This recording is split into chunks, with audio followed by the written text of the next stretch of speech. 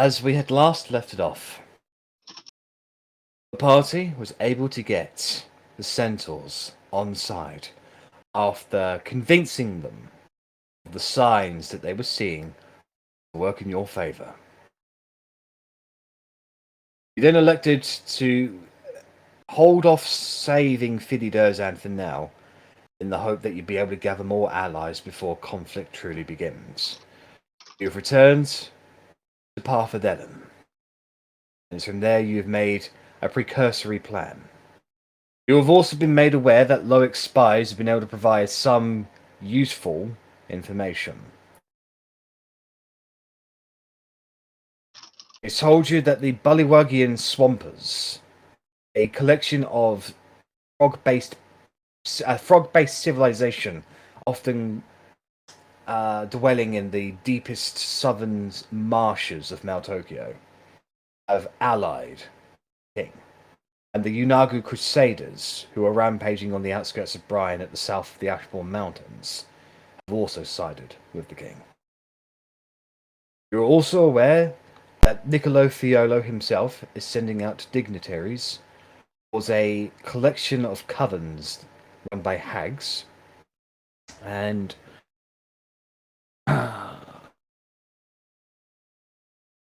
completely forgotten what the other one was. Fucking hell. Merfolk. That's right, yeah, the Kingdom of Merfolk from in the southern waters. Thank you very much. So with that information, you guys have come up with a precursory plan that you're going to split up. Half of you are going to go visit the Stone Lord and the Myconid colonies, while the other half is going to pick up Reichstag's offer to fly you to his father, Ivortadrex, the peace scriber. Before we leave anywhere, I think we have a chat with the Silent Sisters. Well, another thing, Russ. Loic would have taken you aside at some point in your time back at Parfadellum whilst planning your next move, and he would have informed you that the Royal Third Army, which is currently in command of the Frostgates, has just received a new commander, an individual by the name of Rubor Arbor.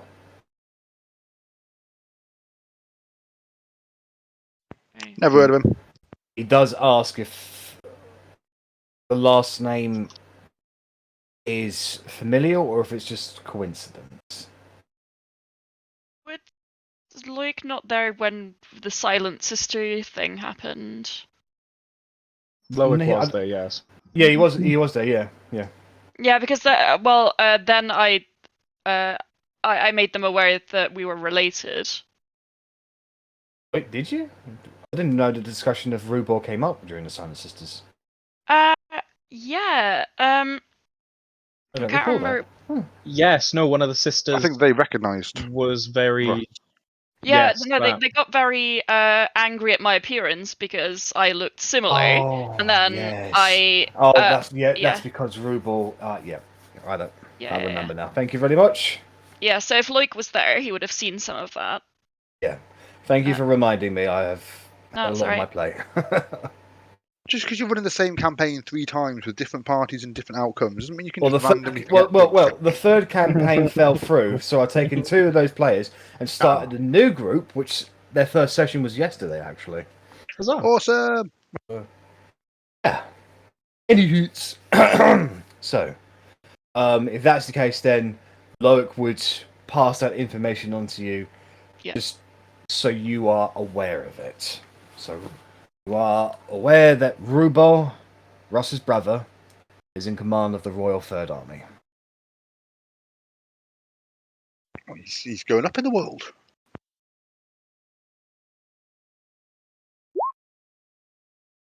So, what would you guys like to do?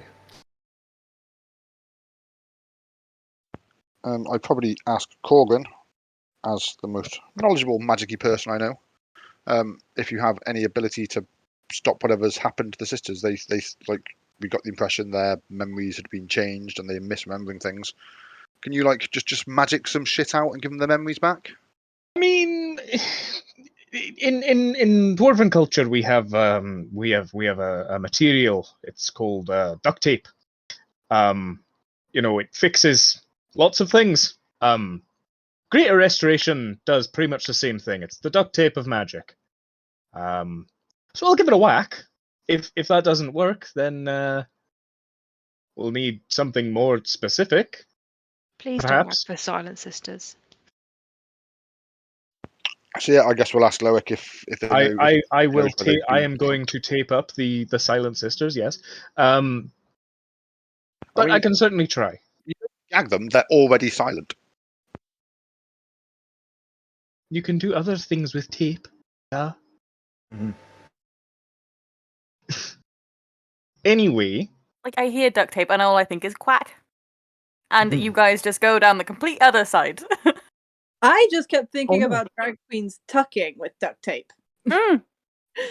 Yeah. I knew they tucked. I And didn't now I'm realize just it was duct imagining the tape. whole, like, I don't know, community of dwarves who use duct tape for drag queen shows.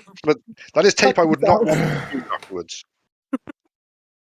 I feel like it doesn't go on the bare skin. Sure. Moving swiftly on. Otherwise, dwarves really are suffering in silence. I'm assuming we're at our like main little housey thing. So Yeah. we'd be asking Loic if he knows where the Silent Sisters have camped. Loic station. will say, well, last I heard of them, they were just making the rounds, trying to make themselves helpful. I did try to offer to talk to them about the Observer, but they didn't seem very interested for some reason. Good. They didn't say much, actually. A bit weird. Is it not the Watcher, not the Observer? I've decided to change up my name just to sort of spread out. You know how Moradin's got quite a few different names? I thought the Watcher needs a few more names So, as well. so what you realise is that everyone's heard the Watcher, realised it's a fucking insane plan. No one wants anything to do with it. So you've changed the name. Because a real god has lots of names. So I'm just testing out the waters, seeing what's going on. He's having a rebrand issue. Yeah. They've come into some bad PR recently. But Okey-doke. I mean, So I guess- do we want to do this as a whole gaggle, or I can just go there and hey, let me. No, I think we need to go. I as think a we all gaggle. need to go. I mean, they are fairly tough. If you remember, they gave us a run for our money in the arena. Yes, we're obviously better, but maybe no. all of them could take one of us. We are better. You died. True.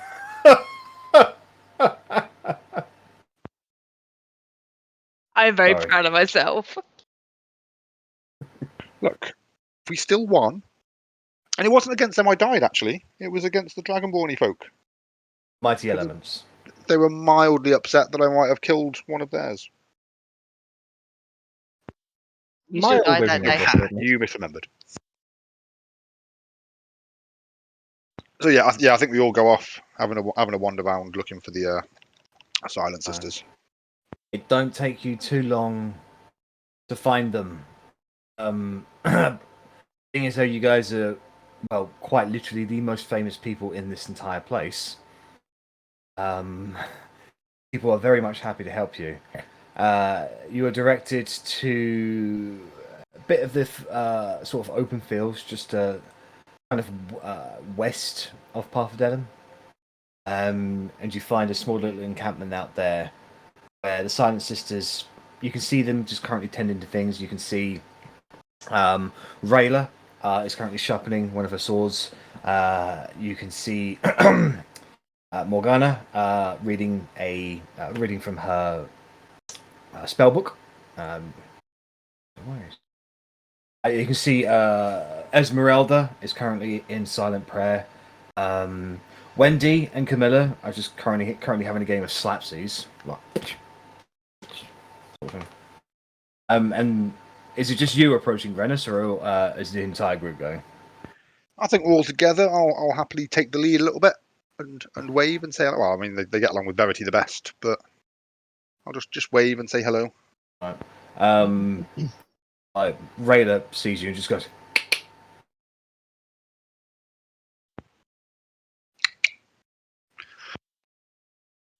So, I hope you don't mind. We came across a bit of information, and we just need to have a quick little discussion. Now I know that you guys don't talk very much. That's fine.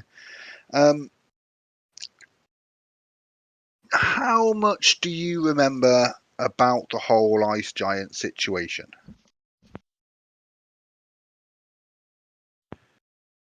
Are you sure? Okay. Do you trust us as friends, as allies? You nod towards Verity and like, A poor decision, really. So what we're going to ask you requires a little bit of trust. I do appreciate that, but we have heard and we believe that your memories might have been modified. We would like permission for my good friend Korgrin here Hello. to cast a small little spell just on the one of you, and then if we cast it and everything's fine and the same, then obviously that means that none of you have been affected, and we'll apologise, and that'll be it. But you can understand the predicament we're in. There's obviously a lot of stuff going on. If you're remembering incorrectly, who knows what could be going on. make a persuasion roll.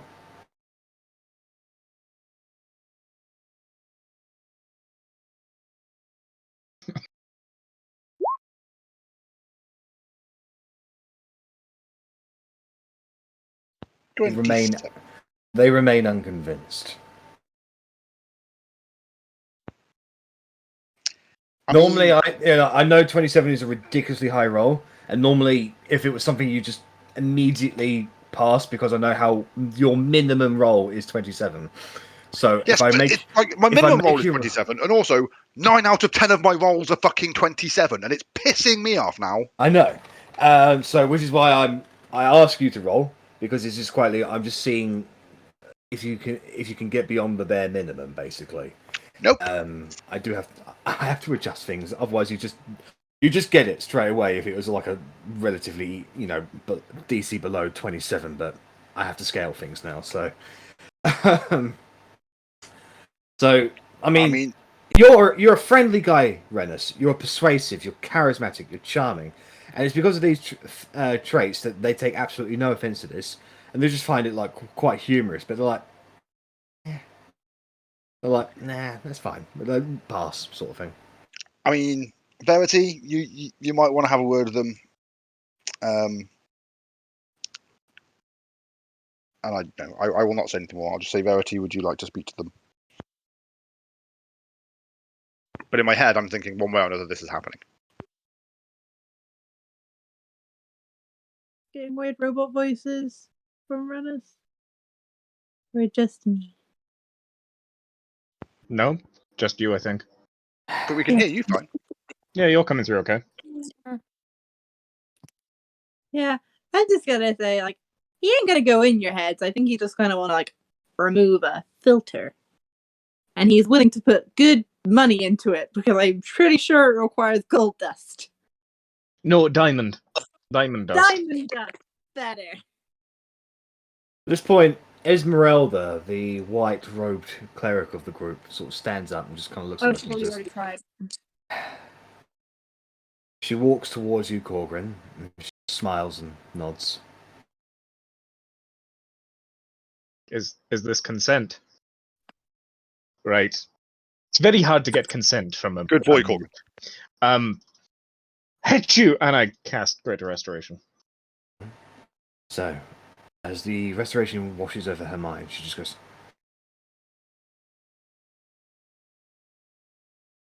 "What the fuck?" Yes, what the fuck? What the fuck? She looks at her sisters and she's like, and the rest of them are like, they sort of lean forward and like, and they seem to have this like sign language argument sort of thing.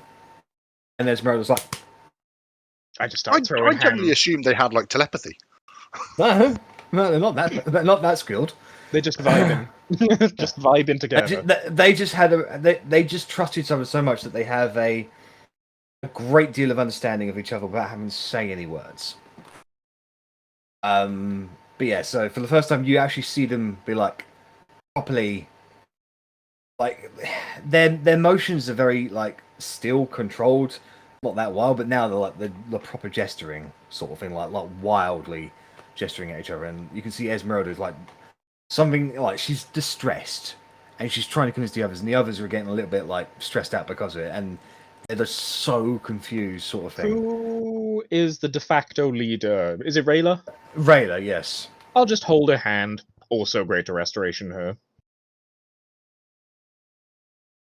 I want you to make a quick dexterity check because Haha. she's on guard. That was really good for Korgrin.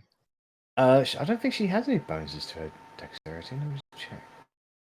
Rennas Rayla, I wishes think she could roll a 16 on deck. She's strong. I mean, wouldn't it be lovely if I got plus 17 and could roll above a fucking 10? She has a +2 to that, so that actually brings it to 16. So, roll a d20, Korgrin. I can't.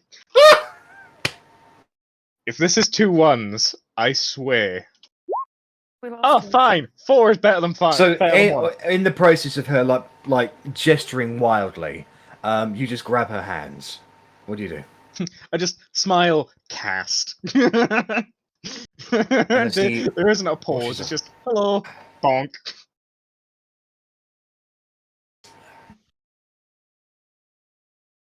Oh fuck! That's what she said. Well, the other sisters and like they're immediately like start gesturing, and the remaining sisters, which is Camilla, June, Morgana, and Wendy, they're being very combative and they're like very confused, especially June. She's like the monk of the group, and you remember her being a bit hot-headed previously, and now she's like getting proper up there. And Rayla and Esmeralda are sort of standing beside you, and they're breathing quite heavily, and like their eyes are very wide, and they're just like pointing mainly towards you, Korgrin, to the group, to their heads. And the rest of them are just like they're just rejecting it until the point. At some point, it just Rayla just goes, "Just take the damn spell." How many more times can you do it, Korgrin? At this level, none. Altogether, I could do it twice, but I hope. Yeah, I need a nap. I can do it. Do it. I'll step up and I'll be like, hold my hands out and be like, all right, who's next? June, like from you guys doing that and from what Rayla just said, she just goes like, "No, you're wrong. I don't know what the hell they're doing to you, but you're wrong." It's a healing spell. It's not a. It's not memory modification. It's just healing. It is restoration, not damage. We are just fixing what has already been done to you. I mean, like, to help you guys with this, I could just, give you all telepathic bond if you want to have like a moment to discuss it with each other properly without breaking your silence vow. Because I know how much that means to all of you. Not that, they just selectively choose to be silent. I don't know. I mean, we could also step away and give them a little bit of time to discuss it quietly amongst themselves. You do feel like you kind of are intruding a little. I often feel like that. It would help us to understand from Rayla, like, what is she's remembering, so we can at least know from her. If you guys are cool with that. Esmeralda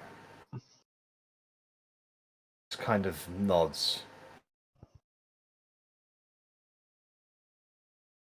Okay. So how many of them are there? There's 6 in total. Ugh. Okay, let me just double check telepathic bond.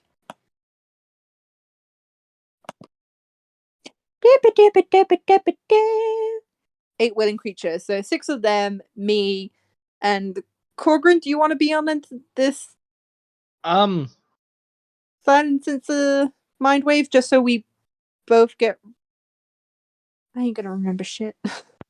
Maybe just you lot without Korgrin. Ooh, 'Cause you're already partly one of them anyway. They've already mostly accepted you. Korgrin might be a bit more of an intruder. No offense. No, none taken. I was considering it myself. I mean, if they'll have me, great. If not, I don't blame them.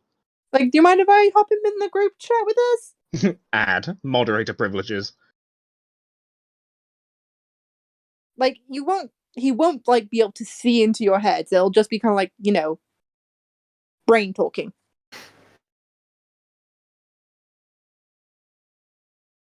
They consent. I was doing this, like, brain talking. Yes. Yeah, so then I'll cast that ritually, so that'll take about, 10 minutes. Oh, skibidi beep beep beep bop boop bop beep. And as they are all connected, they can now hear each other's thoughts. You can hear their thoughts, and is Rennas connected as well? No, No. Rennas would not be included in that. No, Korgrin. So it's Korgrin, okay. So, Korgrin and Verity, you reach out with your minds to listen in. And they don't say anything.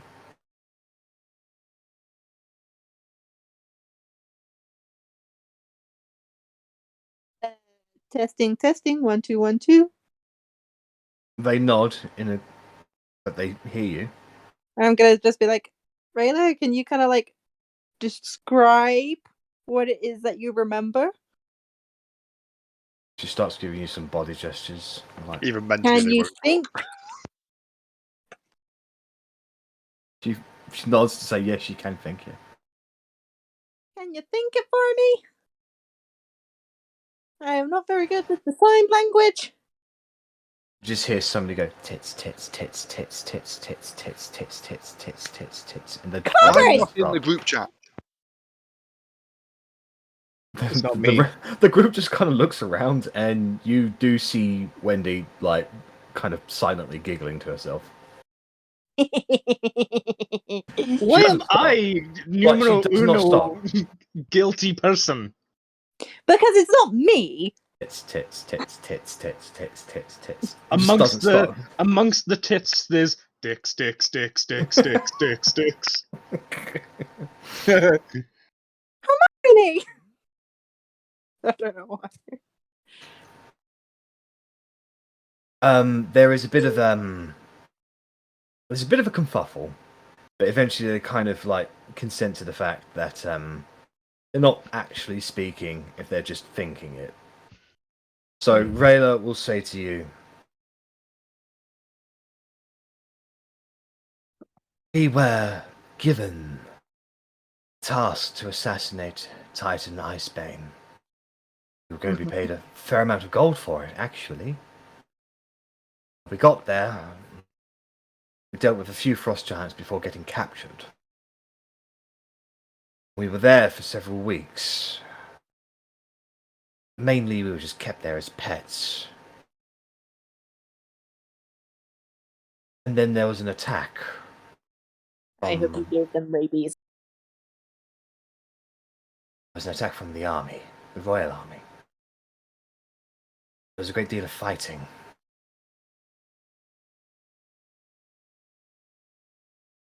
The frost giants retreated. They weren't slain. Though there were white dragons above.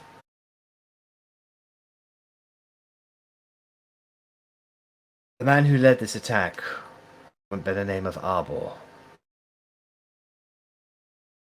And the frost giants aren't just monsters. There were families there, women and children.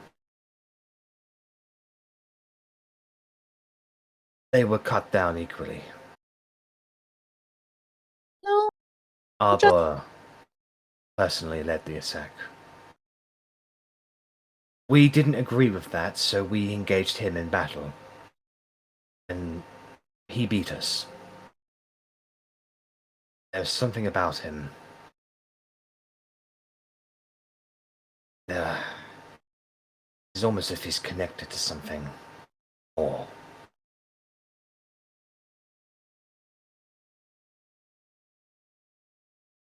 When that happened, one of the high-ranking officers in the army recognized us and informed Arbor why we were there. We were held for a day, and eventually this red tiefling came alongside. Knowledge. He never said his name. He was accompanied by another mage. I don't assume it was Knowledge, the prick. Moment, just checking something. He was accompanied by a man with short, spiky brown hair, dressed in a little bit of blue. And he did a spell, which changed our perceptions of things and made us believe that the frost giants were wiped out. They then let us go.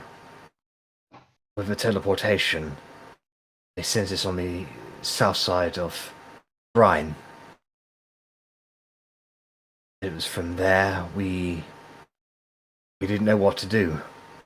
So we stayed in contact with Egg Hammerholt, and he told us of this place, and we made the trek over here to inform you of what had happened in the east. Okay. Couple questions. One, do you remember the teleportation circle? No biggie if you don't. I love Anyway, how that's the top I'm priority. I'm sorry, it was the last but thing they no. mentioned, so. There was no circle involved. We were there, and Wow. then we were not. Teleportation. And then I'm just gonna be like, do we remember any of the mages who were like a little bit of blue spiky hair? You do recall Head Enchanter Ike. Ah. Ike.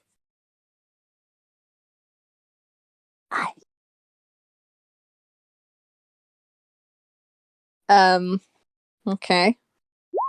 And what else? I've gone mind blank. Korgrin! I can't read your mind. I can only hear your thoughts.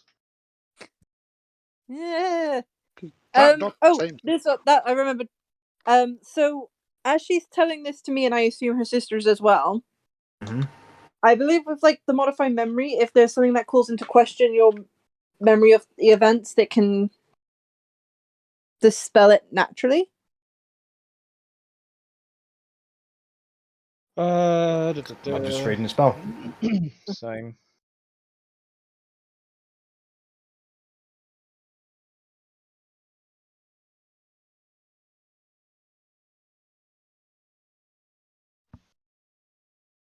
On my balcony. Nah, I can leave. I think I've closed the door though. Is balcony a euphemism? Yeah, all we heard is on my balcony. Seagull. A modified memory doesn't, particularly if the memory contradicts the creature's natural inclinations, alignments, and beliefs.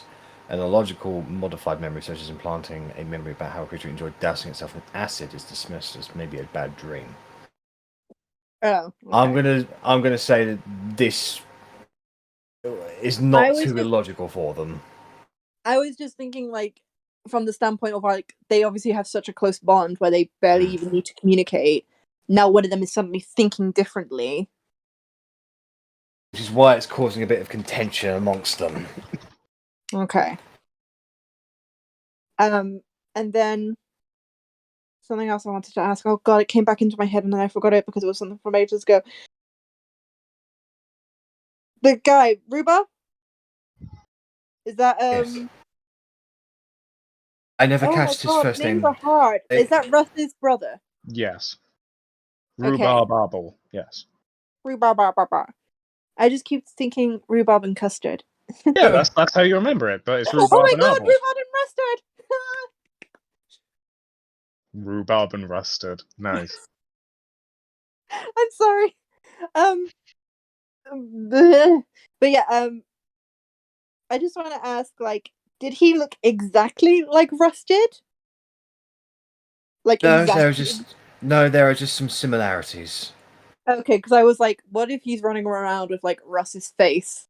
Well, Because he does. He does somewhat Right. share Russ's face. It's why That's just Morgana was talent. confused. Ross would notice he was missing it. Well, wasn't- don't worry. And like, I I'm like, wasn't confused. I was just pissed off. I'm going over to Russ, like, still not talking about. I'm just like patting Russ on the face, like, don't worry, he's one of the good guys.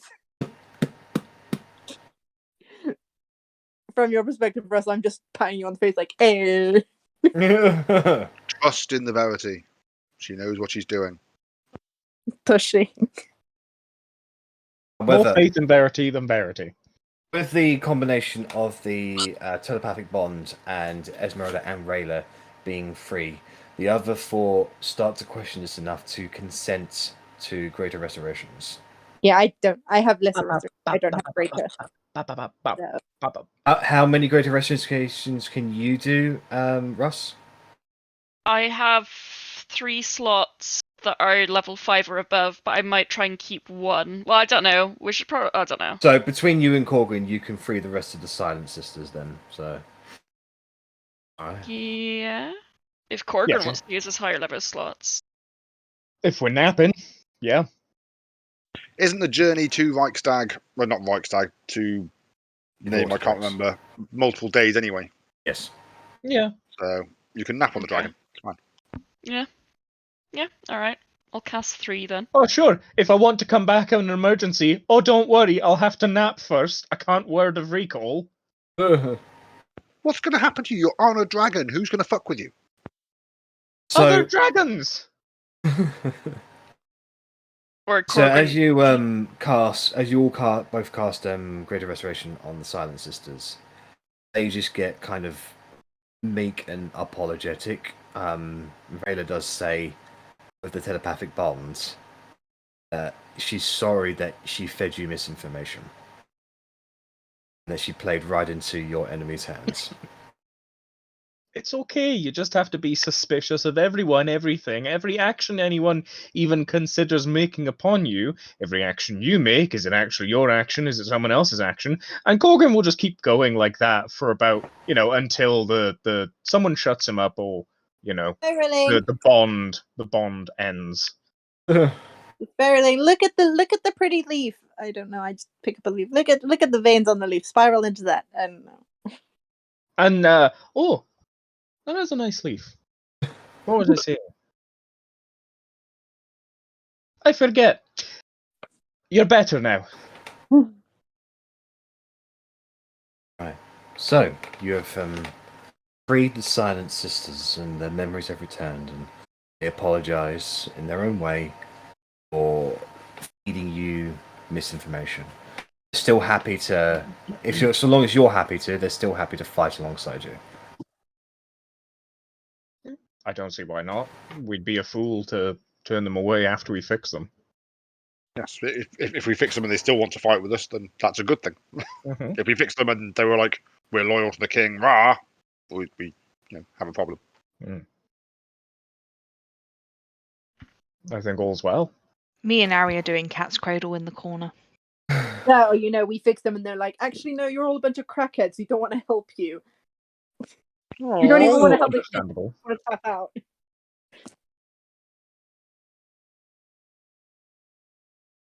Alright.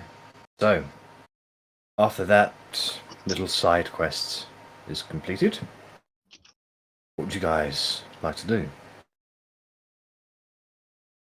What time of the day is it? I'd say it's about midday-ish or so. I mean, does anyone want to do anything before we go, or do we just want to? I think we should go and Showcase say and pop hi off. to the new people. It's probably a good idea to go and greet them, make sure they're all right. Only if we have time. Yeah, we can go and do the Not for wavy Ellie's thing that thing. Like, important I people have do. something I want to do, but only if we have time. Depends on how. If it's a week, then obviously that's very different to it's an hour. I reckon we probably stay here for the evening and arrange Reichstag and arrange every food. Everyone's got food and stuff, and to go off in the morning. So we've got this evening. Because, it took us like 3 days hiking across the woods. That's plenty. Someone should probably go and tell Reichstag that we want to travel with them tomorrow. That's Do we also want to first establish who's going where?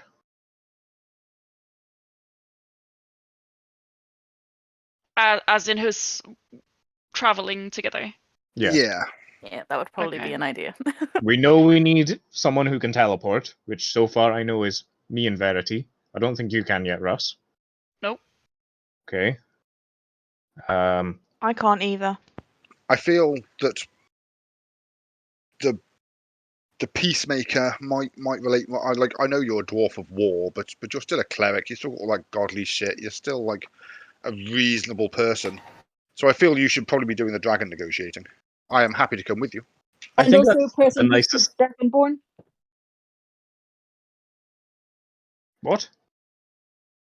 Arri can speak dragon, right? She With can a indeed. parent. I think that's the nicest thing you've ever said to me, though, Rennas, and I'm suspicious of you now. But you take it nicely. But all the things I said in my head are really bad things. You're like a cleric-y, god-bothering person. Blah blah blah. They're backhanded compliments from Rennas, but they're still just compliments to Korgrin. Yay! We also want to avoid the situation of Verity turning people into puddles and not having a solution for that.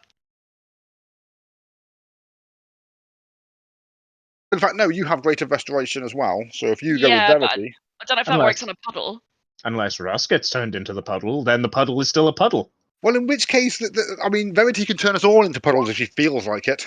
So there's not really any I defense am against that. feeling awfully puddly. Nice. It is a magical puddle, if that makes it better. Why did I say that? I don't know, but now we all It's just know you've so got swamp ass. Instant regret. But yes, Korgrin is obviously the best counter to Verity. However, that's cancelled out by the By the needing fact that we've got teleportation to in go two into parties. two different, completely Yeah. directions, yes, fully aware. It's one of those things that just try really hard not to turn us into puddles, Verity. No promises. Or swamp ass sweat, either or. I mean, part of me really Korgrin wants is to go and still see on the your list dragons, now. but maybe I'd be better suited going underground and speaking to mushroom people. What I'm thinking so far is maybe put Korgrin and Arri towards the dragons, and me and Verity the other way.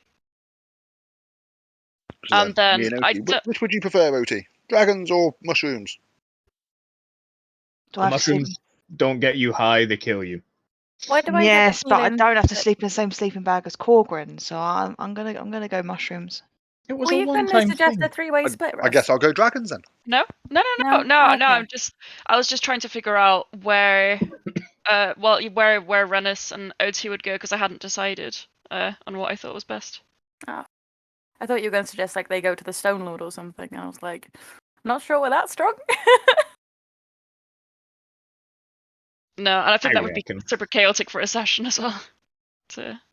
Yeah. So yeah, and yeah, maybe having Rennas with Team Dragon isn't a bad thing. Yes, Okay. and I'm Yeah, with I'm with Russ. I get to ask all the questions. So Korgrin, Arri, Rennas, Verity, Russ, Otti. Okay. So Arabella's best possible outcome in an inn, basically. Yes. I mean, what happens on the dragon's On a back flying stays dragon's on the back. dragon's No. back. No. First of all, I'm fairly sure it's the children dragon that are sending us. No, I think it's Reichstag. Mm. Was it Reichstag? I'm not sure if it was Right Stag and Blitwing. Yeah, Yeah, I it think it was both.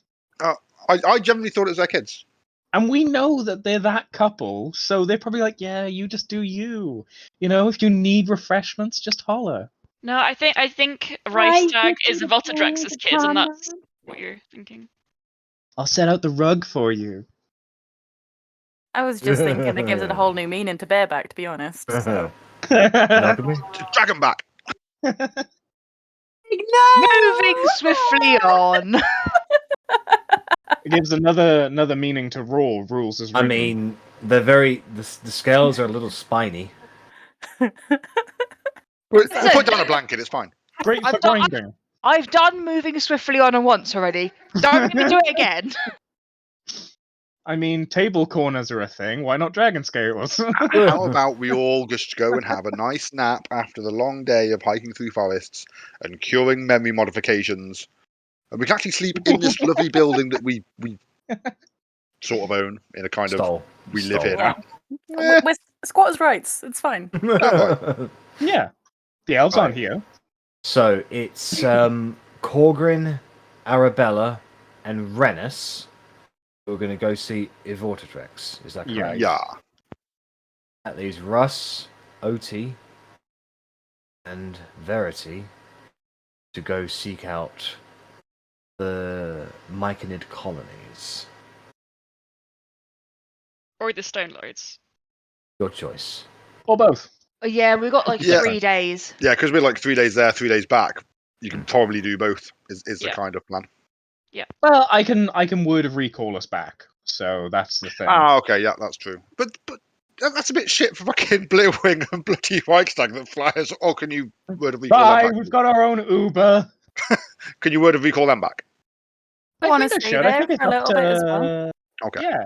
If you're in a Uh, uniform, they can surely be 2 extra passengers on your route. They might want a nice romantic flight back without Fair. people. Fair. True. They Well, could if- probably turn fly off on faster their without back. us as well. clapping dragon cheeks on abandoned islands. Okay. You and up to 5 willing creatures. So yes, they could come if they wanted. Cool. Or even if they didn't. Alright. So, That's good. guys, head back to your keep. Rest for the evening. Partake in the meal prepared for you. Drink if you wish to. Is there anything you guys would like to do tonight? Any plans or pranks or roleplay? Can we go and grab Lobith and I can't remember the guy's name. My character sheet's Raphael. in the way. Thank you. And see if they can come to the keep, and then we can have a chat with them. Yeah, you can summon them. That's no problem.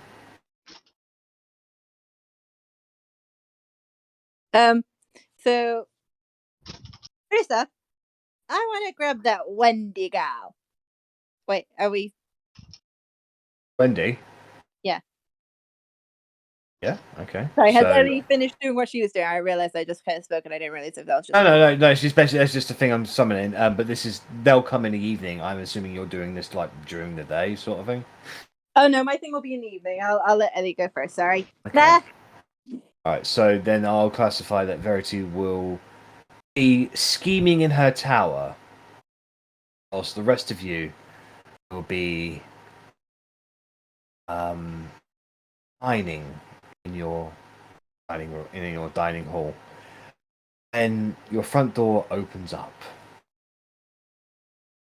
And inside struts a silver-armored, gleaming knight. His well-combed, brownish blonde hair, his pale white face. The only difference is that he appears to be growing a little bit of stubble around his face. He definitely looks at least 10 years older from when you first met him. How many? Oof. No. I believe no. I think he was aged by 10 years during the Yeah. whole Greenfold thing. So just a little pun, don't worry. But beside him you see a half-orc knight in also silver gleaming armor, her long brown hair like flowing at her side. She has a good smile about her, which is a bit different from when you previously saw her, where she was quite stoic actually. But she looks like she's a little bit more charismatic. And she's been working on her attempts of social graces, shall we say. What are social graces? And as they walk in, they just go, Raphael, immediately waiting, and goes, "My friends, how good it is to see you again, and I have to say thank you wholeheartedly for an invite into your magnificent keep, your defensible keep at that, though there are already improvements to be made. At your word, I can have several guards stationed at the towers, well-trained archers, always on the lookout for any danger, from the skies or anywhere else."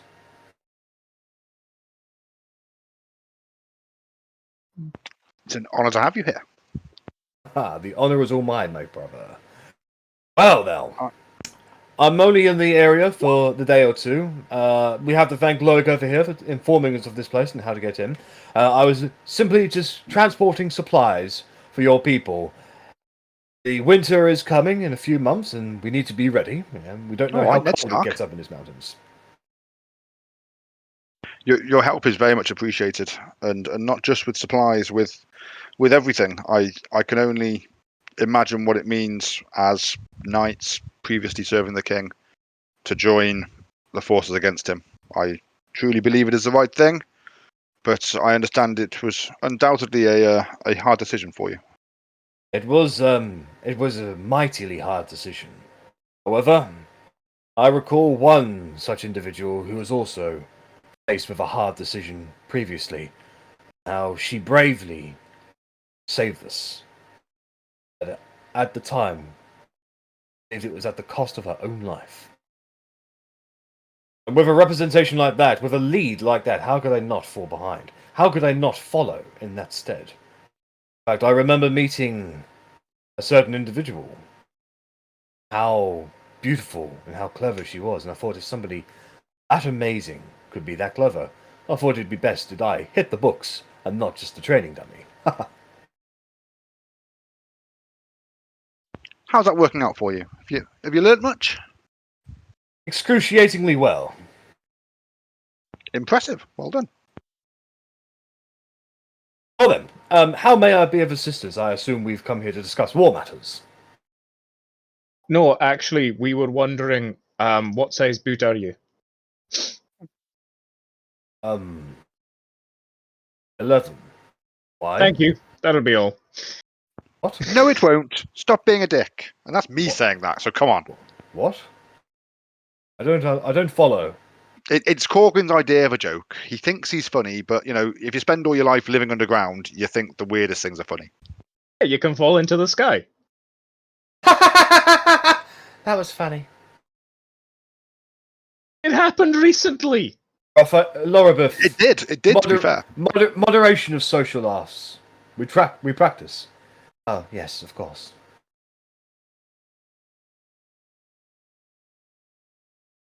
Oh my gosh, are they trying to impress everyone with social graces? So awkward and cute. You're not there, Verity. I know, I'm saying at the player, it's awkward and cute. Damn it. They're She's still eating cooing at the from a table, distance. looking at them like they're both very strange now.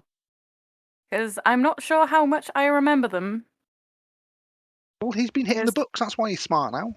Raphael was always honest to a fault. He was always he was brave, but he could be a little, over the top. I meant in terms of I'm not sure how much of Greenfold Arri's forgotten because of the dagger. Oh, I think it was just the dagger. You forgot. it was literally just the dagger. It was It was literally literally just the dagger, was it? It was just the dagger aspect of okay. it all. Fair. Yeah, then I remember them fine. No, I remember them being both lovely. Laura Beth being a bit awkward. Laura Raphael Beth being- barely spoke last time you saw her. Although she did speak, and it was blunt and to the point. The only time you actually ever saw her happy was at the party after you defeated the Great Holdwall and Desdemondo. When I had 2 points of exhaustion. Yes. And I had a great party. Oh, No, Thank you, Chief. we only asked you here to check in and make sure that you're okay. We heard you were here and wanted to make sure that everything was going well. Is Greenfold still thriving? No more undead, I hope? No more undead to speak of, actually. We were in the processes of transforming it into a refuge of defensible proportions, but we realised we were just off of the main thorough road. King's army's word, by all without doubt, discover our little area. So, before the fighting really begins, there is actually planning to be a little bit of a mass exodus. Some civilians are planning to travel quite far away to other territories to go with family. Others are planning to head towards the cities of Maltokio and Brine. And some are actually planning to come with us to march our forces here in Wait. Maltokio, I'm sure, will open them with welcome arms. We only found lovely people there, and as many people as would like to come are obviously more than welcome here. This place is called Sanctuary, so it is a sanctuary for all. Initially, we also thought we were going to be at Greenfold, but then we found this place. Isn't it lovely? I have to say, this place is a very good secret. We hope to keep it that way. Your, shall we say, your checkpoints, your customs are very thorough. 200 cigarettes only, no more. Garbage, guys. I found them very handsy. I apologise, but you understand that security must be a priority in this very Yes. well kept secret. Well, this magic to disguise oneself doesn't really hold up to physical inspection much, so I Indeed. understand. But no, I am glad that you are doing well. I am glad that Greenfold is doing well. And yes, as many people as would like to come will be more than welcome here, and I hope the refugees will find safer passage wherever they go. Indeed. Also, as we are all trusted individuals here, hello, sir. I am Raphael Valenstar, currently disgraced Knight of the Realm. He's gesturing towards all of Very us. sorry. This is Russ, currently disgraced Soldier of the Realm. Perhaps we served together before I became a knight. What regiment were you in? Royal Fourth? Oh, the poor man. Yeah, that's regiment, yes. No, I never served in that one, but thank you very much for dedicating your life to the betterment of Windward. You're welcome. Also, Relentless Huntress, as they call you now. It might be pleased to know that I have an active guard on the shrine. Even if we do leave Greenfold, I want to leave a small contingent of soldiers behind, just in case somebody knows of that area and would like to go for the glaive once more. I think I may need to go for the glaive once more. My party told me something disturbing, and I don't think it's going to be needed there much longer. So probably be a lot more useful with us. There's also, unfortunately, an advisor to the king that definitely knows about Greenfold because we may have mentioned it to him after we met, before we realised he was an arsehole. You already knew about it anyway. You must be careful in that regard. If you were to take away the glaive, then the seal would be unlocked and creatures would be able to come through once again. I mean, Yeah, I can double we're the guard ideally there, but I don't going know. to try and find a way to shut it, but, baby steps. I mean, admittedly, that whole big thing that was blasted away was called there, but it is a risk. However, if you believe it necessary for your fight against the king, then I'll trust your judgment on that, and I will double the guards to make sure that we won't just protect it from the outside, we'll be protecting it from the inside as well. That is good to hear. It's something to think about. Like, we got a lot to do, but it's good to know that it's safe. I was going to ask if anyone had come past and paid a particular interest to the shrine. By the way, Arrabella, if it's not too forward of me to say, you look a lot more mature since I last met you. Yeah, being on the run for a couple months can do that. But you're looking, distinguished. A nice Oh. bit of salt and pepper going on. Thank you. You've definitely made the best of a bad situation there. I could say the same for yourself. The last I saw you, you were a little bit cheeky, a little bit on the nose. Oh, she still can be. I have my moments. At the Oh, I moment, just I'm see just her. trying to understand every other word that you're saying. But I'll be fine. I apologize. My monotony of wording can be a bit confusing. I shall attempt to level the playing field onto a much more rotund level. Yeah. Yeah. Yeah, that. Continues Ian. But, Gonna make myself rotund. No. well, many thanks for the pleasantries, and thank you for the invitation. It was very nice seeing you all again. Is there anything else you need before you go? Is there any supplies you need? Is there anything you need I help with? Anything at all? Yes, actually. Just a little thing. Okay. Rumors spread throughout the ranks.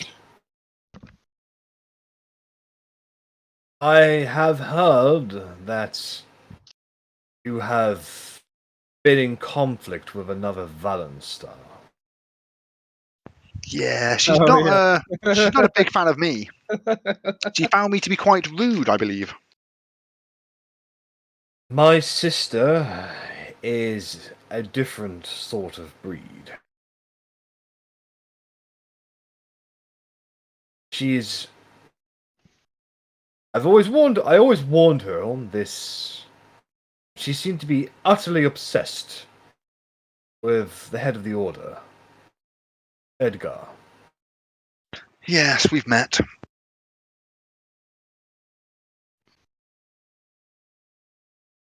I do not know what the future entitles. However, if my sister is to fall in battle, I just want you to know that I will not bear grudge or ill will against you. I love my sister dutifully, but this is a war, and the only thing I can hope for is that I do not have to meet her on the battlefield. She has chosen her side, and I have chosen mine.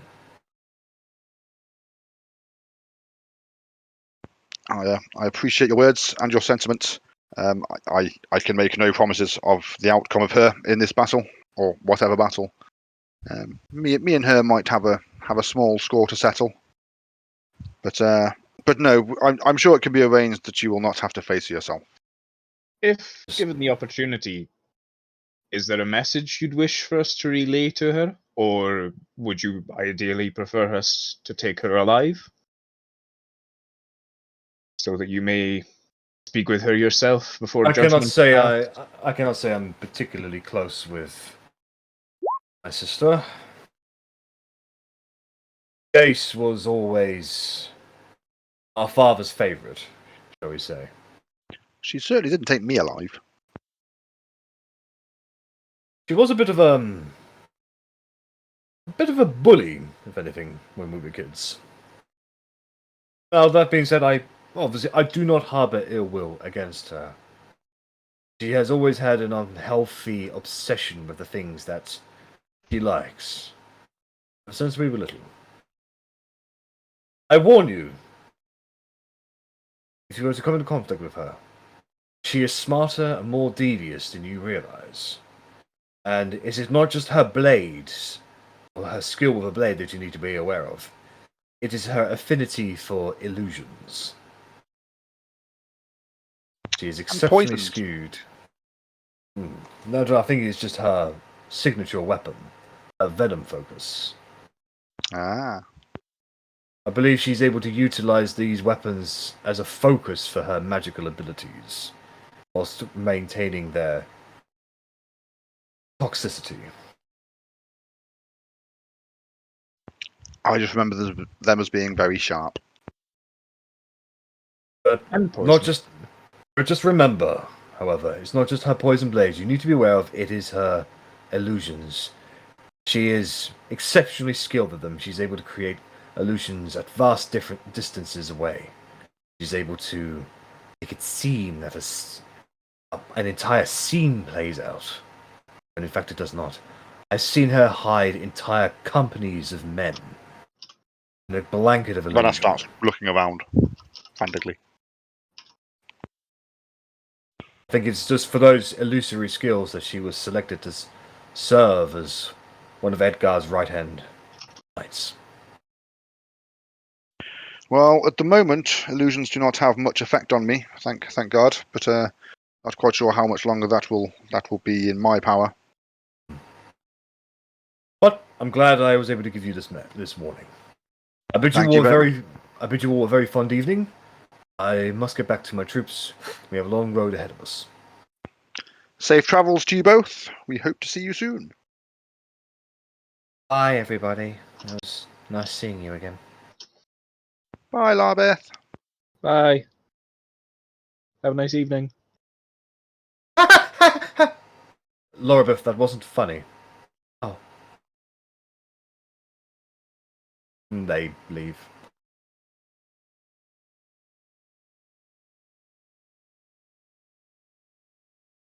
Well, I'm glad they're doing okay.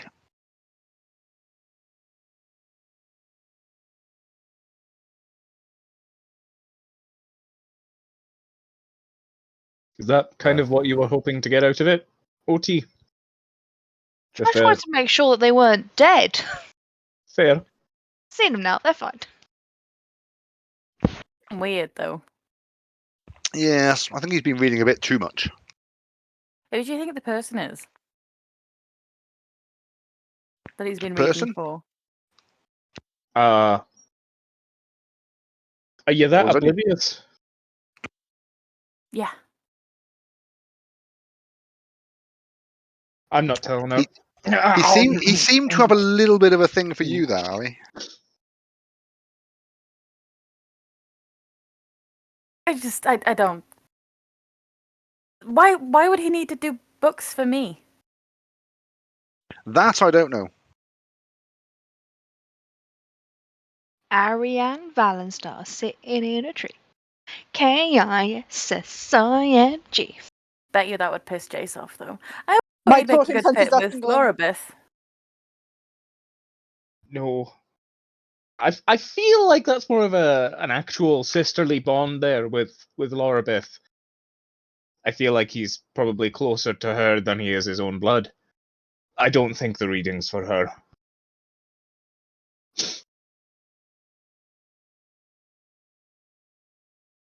There. Continue eating food. Men are weird. What is it with older men as well? I'll drink to that.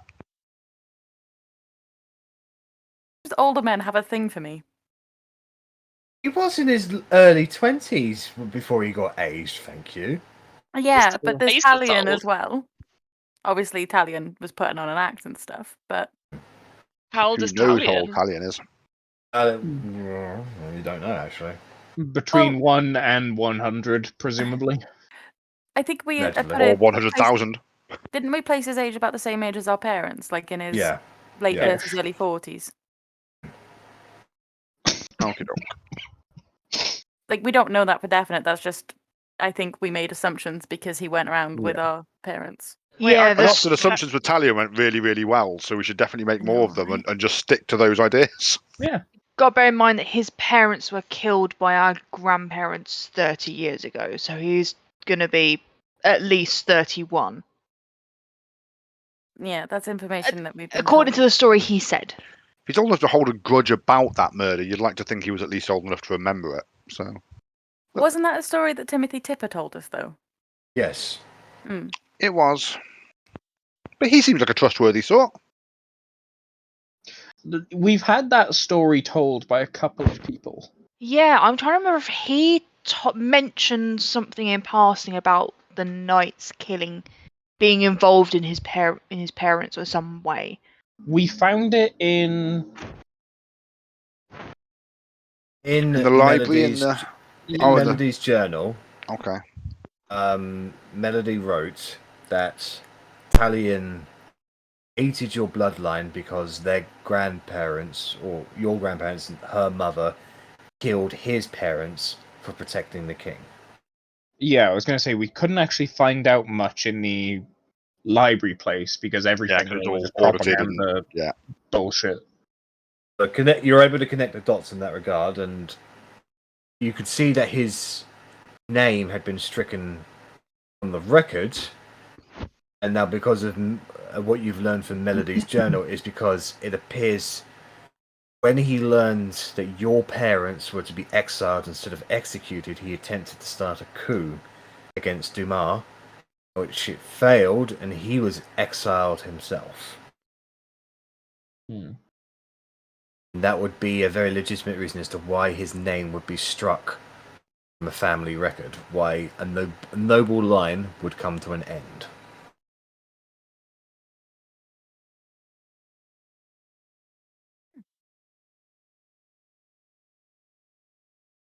I just doubt everything now.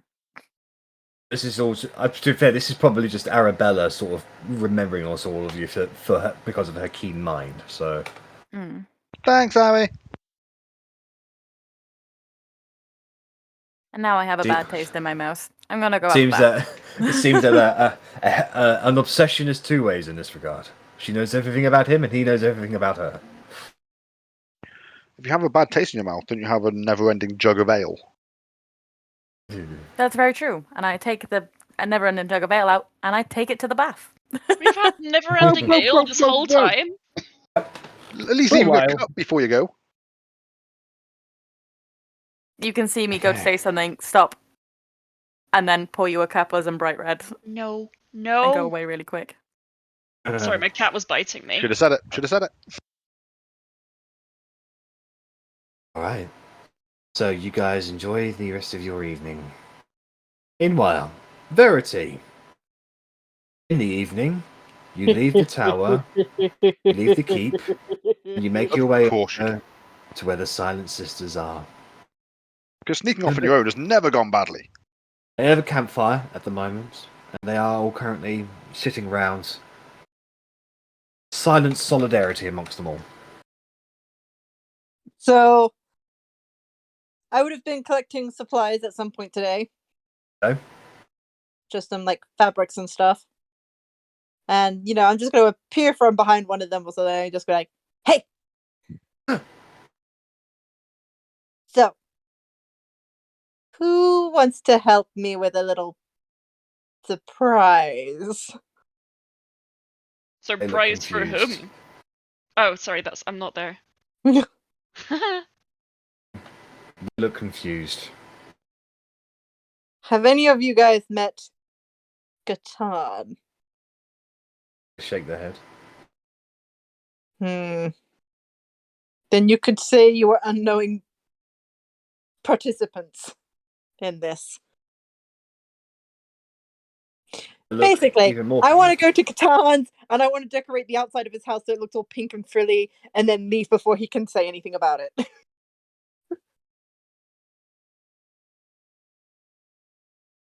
They look surprised. And Wendy just stands up and just goes, Let go! And yeah, that's just going to be my evening. okay. So as Wendy rushes off with you, the more mature members of the group, Esmeralda and they just go.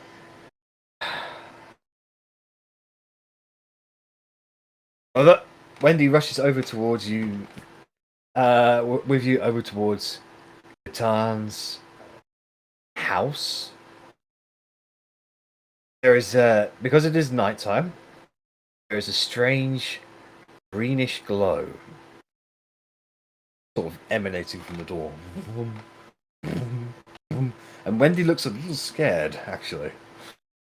I'm just going to be like, so like, I imagine we're like peering over like a mound or a hill or something. I'm just like, so this guy's whole deal is that he is creepy as fuck and like really just dead. Like obsessed with dead, bordering on necrophilia. It's really just unpleasant.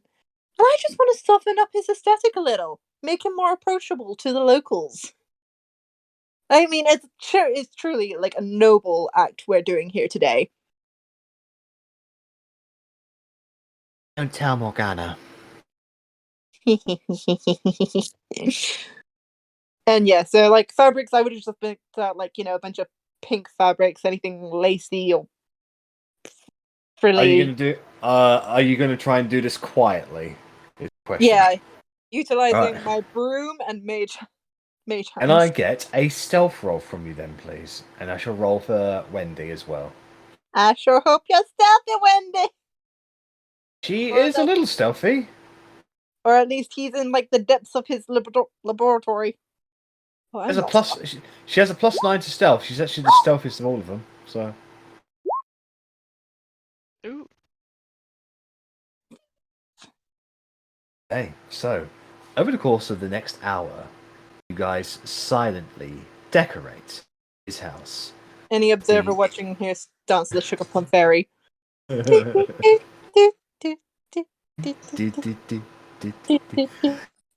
You see pink, fluffy, frilly flowers decorate his roof.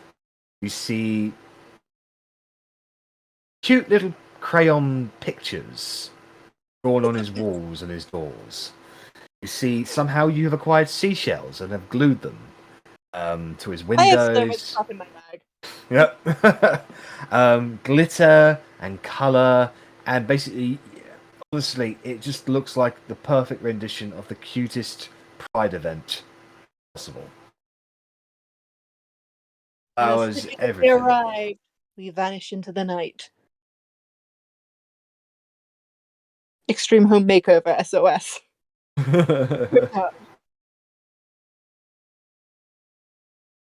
Do you wait to see if there's any results, or do you just leave it like that? I want to leave it as a ghost, like of a legend. Okay. Who knows what happened that night? Alrighty then. Okay. Wendy silently laughs to herself. Gives you hug. Tits, tits, And- tits, tits, tits. Tits. She just starts kind of chest bopping a little bit. Tits. I imagine if anyone had been drinking that night, they would just be like stumbling home drunk, and they would just see me, and they're just like And when tits. tits. Wendy returns to the Silent Sisters, and Verity returns to not sleeping because she's creeping.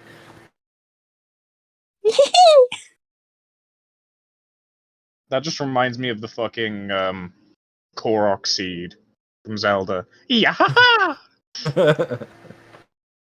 Morning comes. We need to tell Reichstag that we're going tomorrow, so I'll pay him a visit. If nobody does in the evening, I'll be like, shit, we didn't tell the dragon! And just walk on over to Reichstag's before it's too late. I mean, Alright. sending will probably work. If you're Not in doing the laser. dome! Not in the dome! Within the dome, you can sending from in the dome to in the dome, can't you? Yeah. You can send it, but you can't get a response because it's all statically. But Like, it's you not can like go- a satellite. It doesn't Oh, need wait, to no, bounce hold off on. the magic Hold on. satellite. It just goes Hold on. straight to them and straight back. This I is what can't happened recall. with the Silent Sisters, because I did ascending and then they literally walked through the door, and I didn't get a Very true. response. Very So- true. Okay, I apologise. I mean, it's magic shit. I don't understand it. Always my excuse.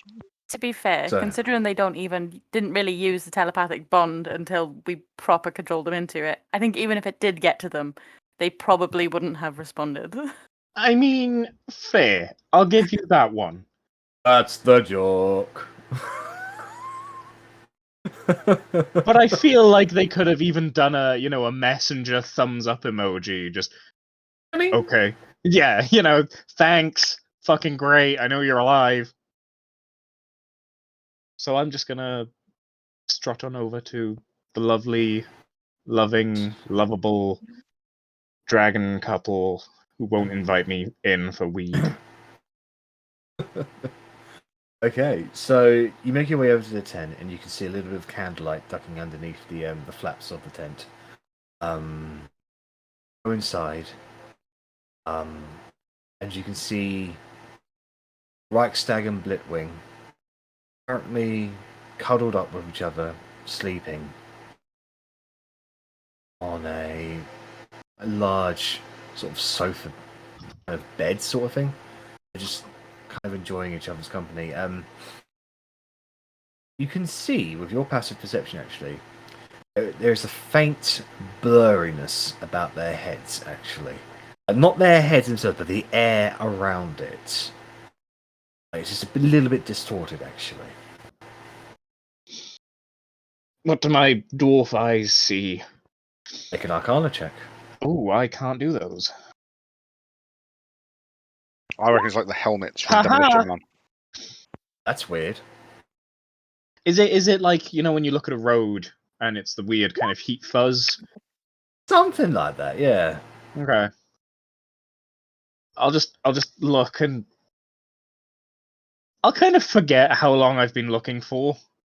Like maybe it's a minute, maybe Just it's watching 5. this couple sleep. Yeah, because I'm trying to figure out what the fuck this weird hazy magic-y shit is. And I'm like, what the... At one point I'll just cough. I'm like, I don't even realize that I'm being, you know, intrusive at this point. I'm just like... And with that, both of them sort of like... you know?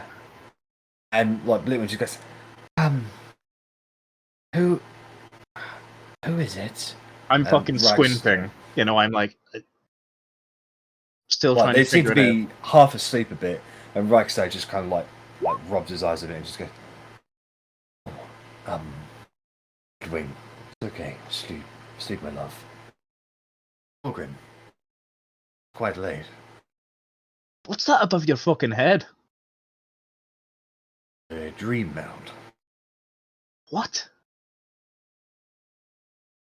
When two beings are elded as one, we wish to dream as one as well. Oh. That's surprisingly sweet. I did not know this. It is a very personal thing. I would appreciate it if you... Sorry, I've try been to looking intrude at on it for about 5 minutes trying to figure out what the fuck it was. So, if I accidentally, unconsciously saw something, I don't think I have, but I'm sorry. It's...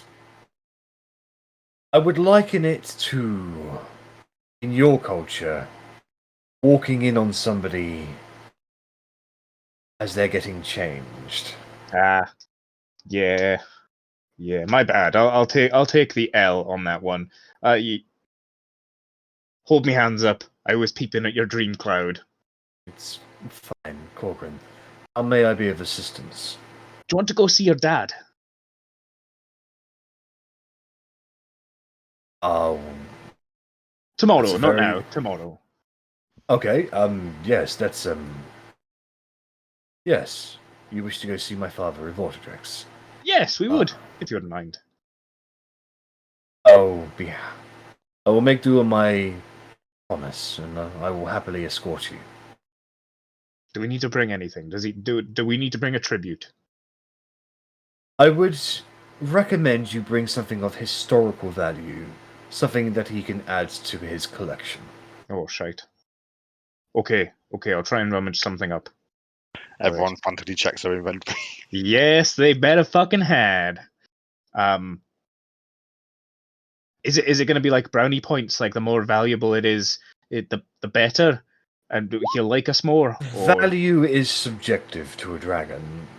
Yeah. My father is a great lover of history. The more historically significant something is, yeah, the more he would appreciate it. Okay. All right. Okay. All right. Is that everything, Korgrin? Yeah. What time do you want to leave? Just first thing, or We'll be ready at first light. see you in the morning? Good night. Dream well. I always do. Little bow and then And with that, he quietly as my plated feet can take me. He presses his forehead against Bitwing, and you can see that sort of blurriness once again envelops over his mind. They're definitely clapping cheeks in their dream. Not Actually everything's dreaming about about sex, their. Korgrin. They're actually dreaming about their children growing up and flying into the skies. That's sweet. They're quite wholesome, like Stag and Blitwing, not corrupt like you. I wouldn't be a metallic. Chromatic, 100%. Korgrin as a dragon. I will return and immediately start just screaming the bloody house down that we need something historically valuable. Everybody was getting settled, ready for bed. Korgrin comes back and We informs need you. something bloody valuable! You've still got that massive diamond. You've still got that massive diamond. No. Historical value, not just monetary. It needs to be important. Shit. Why don't you give them the Duragard jewels? They're historic, aren't they? I'm guessing they're They are pretty valuable. old. But you got people going to war against us over them. Well, we've got 2 rings. Would you like to give him one of the rings? We've got some staffs as well. I've got this shifty blue Oh, the pink frogs. pearl necklace from that tomb of the Githyanki? Githyanki. Githyanki? Shouldn't you really give that to... What's her name? Kayla? Eh. Like, They saw me wear it out. They didn't say anything. I feel a little bit of cultural appropriation going on there, you know. Okay, cultural appropriation. Getting dragons on our side. I mean, As much as I Lo- dislike it, there are unfortunately priorities here, mate. Because Loic is here as well, he would also call out, didn't you guys rob No. the people with the scepters, like the dead princes? Didn't you take their things? No. Yes. no, yeah, we definitely did that, yeah. I It remember. wasn't even me. They're historical. Fair. Are they not also broken? At least one of them is. One of them's broken, One of yes. them's broken, yeah. Okay. The incredibly powerful martial type one is, yes. Rod of Lordly Might.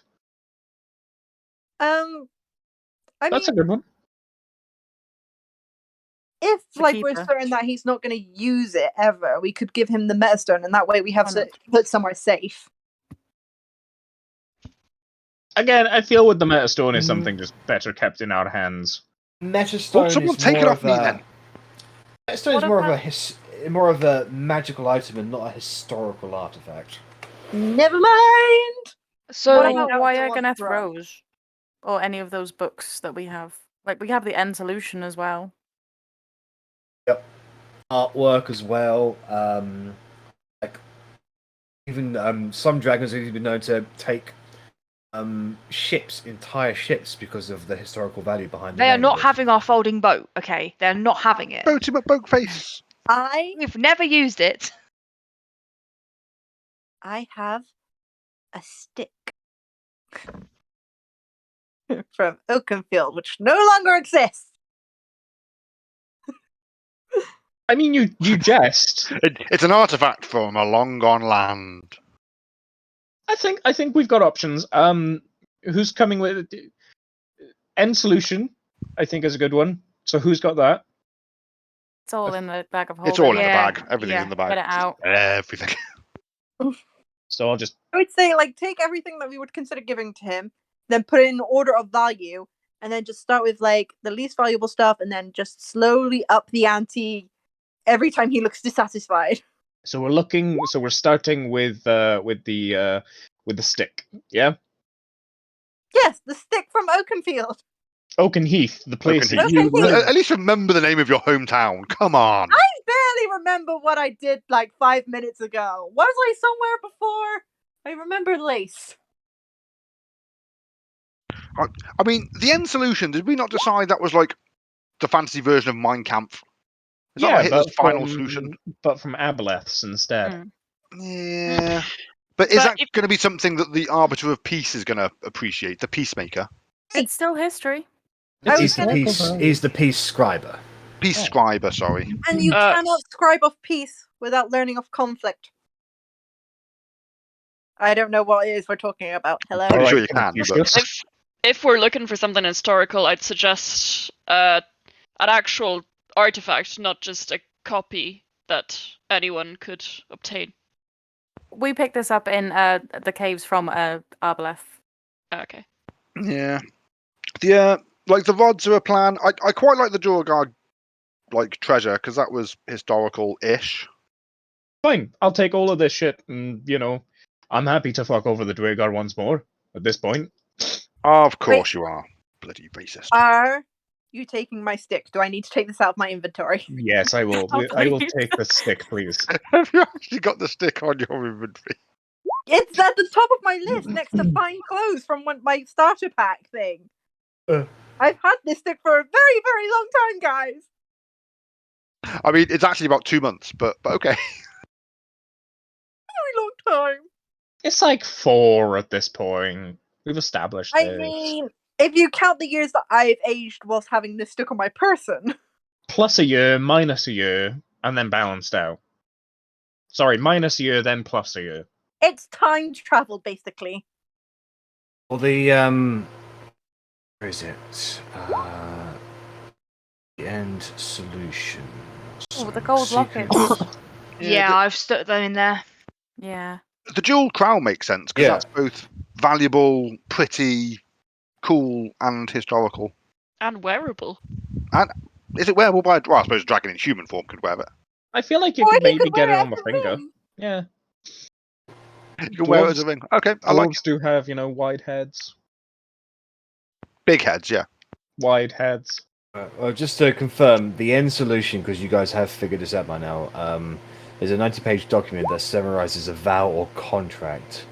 The language is broken common and a mix of at least a dozen other languages, and the final 5 pages are filled with signatures of apparent aboleths, of which Kurazol was one. The end solution is the slow subjugation of powerful people in both arcane, martial, and birthright, eventually leading to the eugenics of an entire species to breed the most susceptible bloodlines, who will act as warriors and agents of various gods. They will eventually die and ascend to the heavens, taking a place at their god's side. When the time was right, the aboleths would rise, and the risen angels under their informant would strike the gods down in a simultaneous coup de grace across the entire multiverse. The Aboleth Empire would rise again. Can we not give this book to Goliath, please? Can we make sure it's hidden really fucking well? Because I imagine that is something that Goliath could probably take and try and manipulate. Well, what better way to keep it from Goliath than by giving it to an even more powerful dragon? We hope. I just assume Goliath can't read. Yeah, fair. He doesn't seem the sort to value it. I mean, I think he can read, he just chooses not to. Which is really worse. But yeah, like this falls into the whole thing that I was trying to say, where it's like, enforcing peace through knowledge of the mistakes of the past. This book is obviously a mistake. I think. I don't know. I don't know why I said obviously. I have no idea what's going on. At least you're honest. But sure, we'll take all this shit and see what appeals to Grandfather Vortigrex.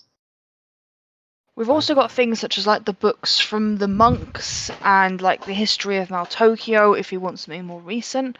I don't think we should give him the war on Argoneth until we've I agree. actually little way wrong.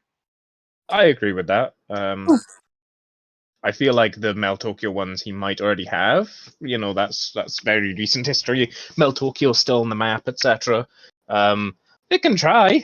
We can How take do you it. spell the dragon's name? Vortigrex. Yeah, Thortrax. Not Vortex, no.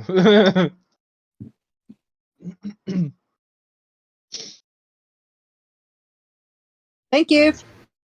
Okay. It's alright. Sorry, you can all go back to bed now. Night. Night. After my 1 cup of ale. I'm pretty sure we're opposite sorry. sides of the house as well, so this must be some really loud shouting. I'm Like shooting down from the my tower. hallway from the Great Hall. The yes, He's a and dining- silver dragon, right? But I'm down the other side. Pardon, Verity? He's a silver dragon, right? Correct. Yee. I just assumed something- Korgrin used thaumaturgy, to be honest. Something I've considered on my brief stint away from my desk Hmm. is that you might want to well, since Otti has the bag of holding, you might not just want historical artifacts, but if you need anything else, like potions or anything that she can't just whip out. Hopefully we don't end up fighting. I mean, I've always got a few potions with me. Yeah, I've got like 5 minor and 2 greater, because my fast hands make me useful in battle. Mm-hmm. And in other things. Why be gross? Why be fucking gross? Because I'm travelling with Arri. You don't want to make suggestive comments to Arri based on your recent history together. They'll just go straight over my head. I mean, everything does. You're that Apparently small. Ari's dense. Oi. Alright. Well. Guys, turn in for the night. Have your long rest. Morning comes. So do I. The morning comes, you prepare. Loic seems a little stressed this morning. Apparently he's already dealing with a complaint from your necromancer that a bunch of kids apparently have vandalized his house and is now seeking for permission to have armed guards in the undead variety stand guard We are outside not his house. having zombies standing guard anywhere in Parfadellen. Yeah. Zombies are for the army only, not personal house guarding. We also have a lot of people here who don't have the best of experiences with undead. So even if they are good undead, He said you say that. He also said that what if they didn't look so dead? he would still have to find I dead would bodies. question where he's getting the fresh corpses from. Yeah. He said you'd also say that, and he said don't ask. Yeah. No. I mean, I told him no, and he said, well, if he said no on several occasions, he also told me to tell you to say. And what if he just convinced a lot of people just to stand watch on his door for an unspecified reward? Right. How about nobody stands guard in his house, and if he has a problem again before we get back, we can discuss it then. I'll let him know. It might just be a one-off. I mean, let the kids have their fun. I'm sure whatever they did, people throw eggs at people's houses. I'm sure it was nothing serious. Yeah, well, that's fine, but this is a guy who's building an undead dragon underneath his house. That's not something I think the kids should be going near. Very true. Maybe have like a town announcement, or maybe not a town announcement, but maybe pass the word out. Arri, you have a word. You like kids, right? Like, yeah, I'll go talk to I forgot her name. The one in charge of the orphanage. And just say to her to try and make sure that the kids don't go near that side of the village. Dublanc. I'm sure that will help because it was definitely kids. Marriott Dublanc. I knew it was ma'am. I was like, Muriel? Yeah. I always tell myself that I'm wrong because I'm like, no, Meg, that's the hotel. Yes, the McCure. I would say, remember because of the hotel. So. Yeah, well, that's what I did to begin with, and yeah, now I convince myself I'm wrong. But yeah, I just say I'll go talk to Maria and see if she can convince the kids to not go to that side of town. Because I'd rather them not be around him anyway. No, she's more than happy to tell the kids to stay away from the creepy undead man. Well, he's alive. I mean, he's not He undead. just likes the undead. He's alive? Is he basically just undead at this point? Probably. Like, I wouldn't be surprised if his heart isn't He is actually his own. death adjacent. Yeah. He doesn't identify as being dead. Does he identify as being alive, though? You can't just ask someone if they identify as being alive, Meg. God.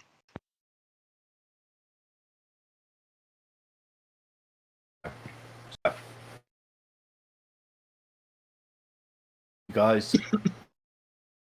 split up into your respective teams. The team of Autodrex is at the gate of the keep. Is there anything you guys like to say to each other? You don't know how many days that you'll be away from each other. I'm going to hand one of the sending stones to Korgrin. I'm going to say, if you need me, call me. Oh, don't worry, I will. Ugh. But surely this should be the other way around. If you need me, call me. I can call whenever. I've got unlimited minutes and texts. Yep, I just kind of lean over and take the sending stone and be like, you've got magic, and I'll put it in my pocket. Exactly. So I don't need to do any texting. I can do as much as I want. Although saying that, I'm going to hand it to Rennas because last time I had this and I got turned into a puddle, and then nobody could use it. Yeah, but Verity's not coming this time, and I hate magic items. Have it back. Thinking about that, I'm going to take the sending stone that I've got and give it to Russ. Wait. Like, we have 2 sets though, don't we? So, like, I've if only got one set in the bag of holding. I've got another set on me. Ah, that's why. Because, yeah, I didn't hand them back in after being depuddled.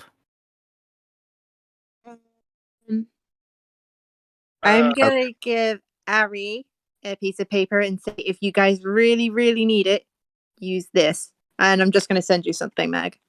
Okay.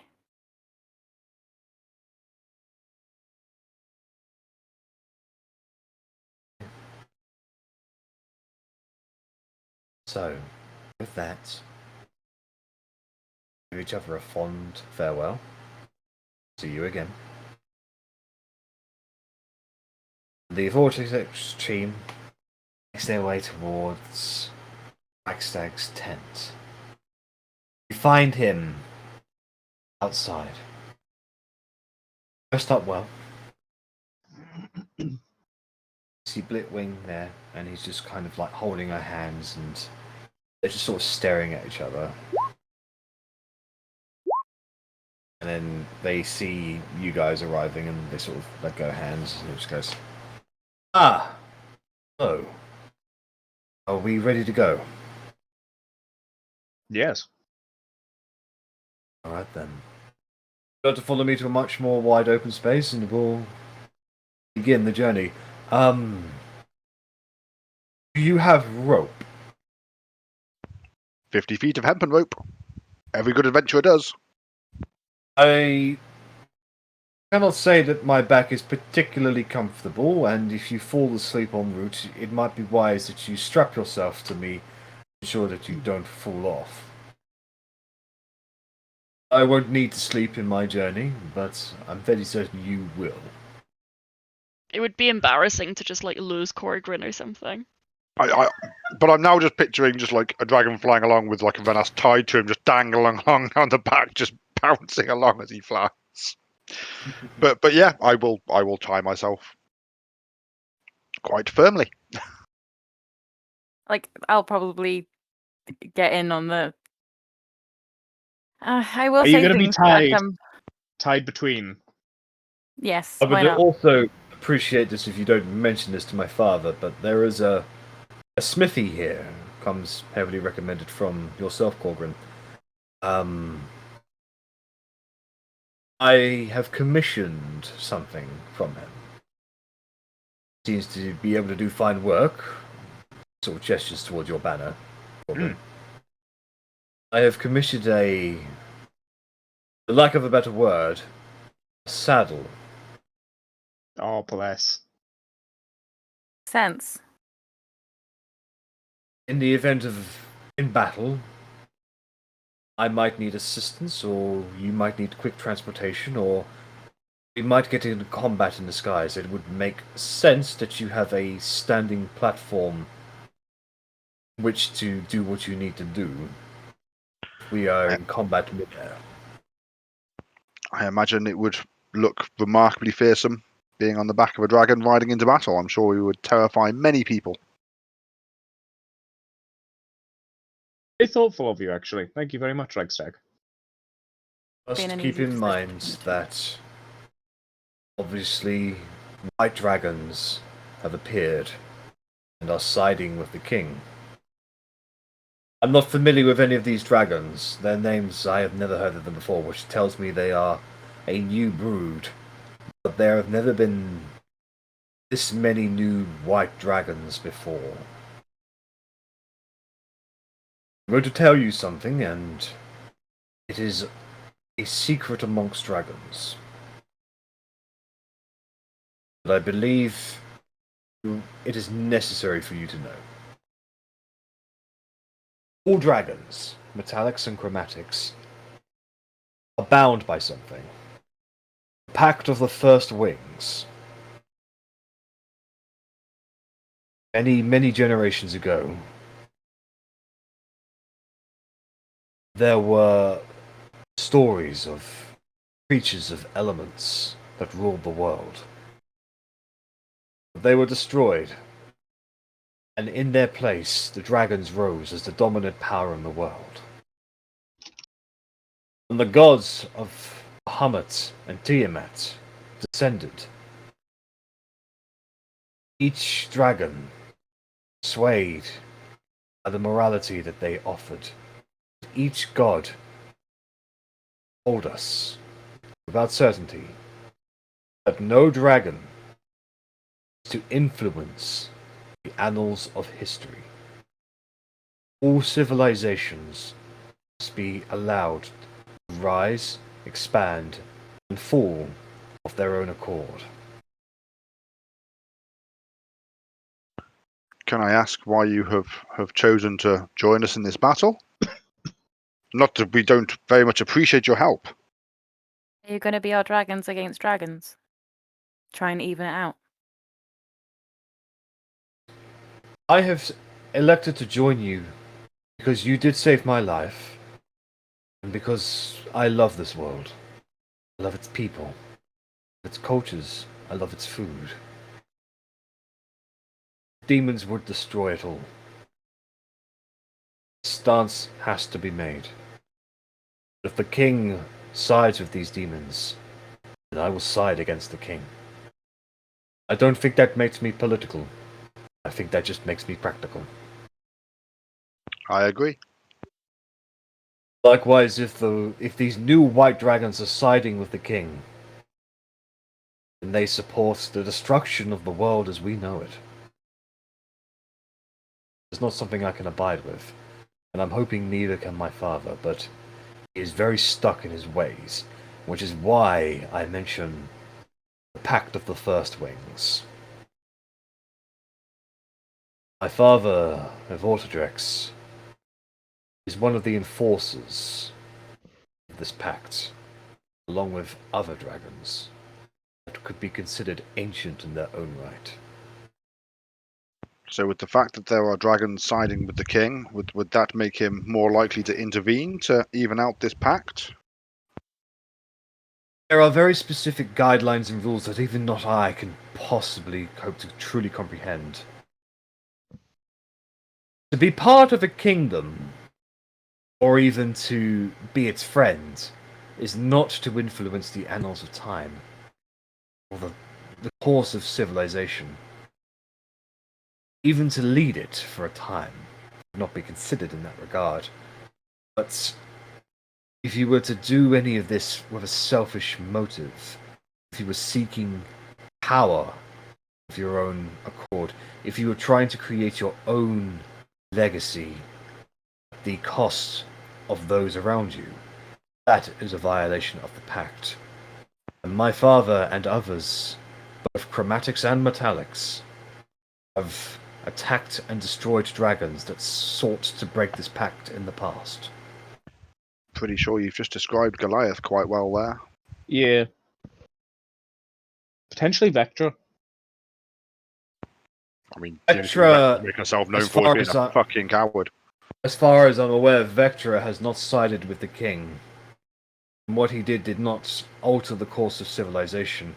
Well, Vectra was working with the UNT. The UNT we've established recently are working for Goliath, and Goliath is working with the king, so indirectly. Don't think Goliath is violating the pact either. And hear me out on this regard. He's fighting with them because the civilization has come to him asking for help. And he will fight in their battles, in their wars, as a warrior and nothing more. It's all self-interest, isn't he? Yes, and that is within the pact. However, if a dragon was to breed for the sole purpose of creating an army for the kingdom, then that is greatly affecting the course of history. A kingdom will Aurora. become... Mm-hmm. This is all conjecture, but I do not know where these new white dragons are coming from. Is it But- significantly more than you and Blickwing have then? Significantly more. The rumors are to be told, or to be true.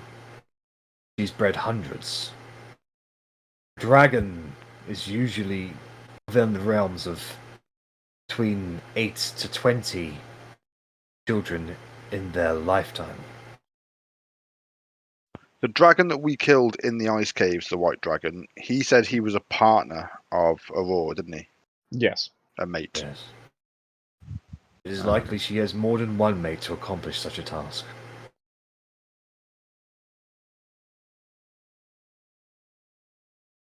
There are 2 other white dragons I'm aware of that operate within Windward's borders. There's most likely they have allied, or at least might even well possibly be the mates, or the other mates of Aurora herself. Just a moment.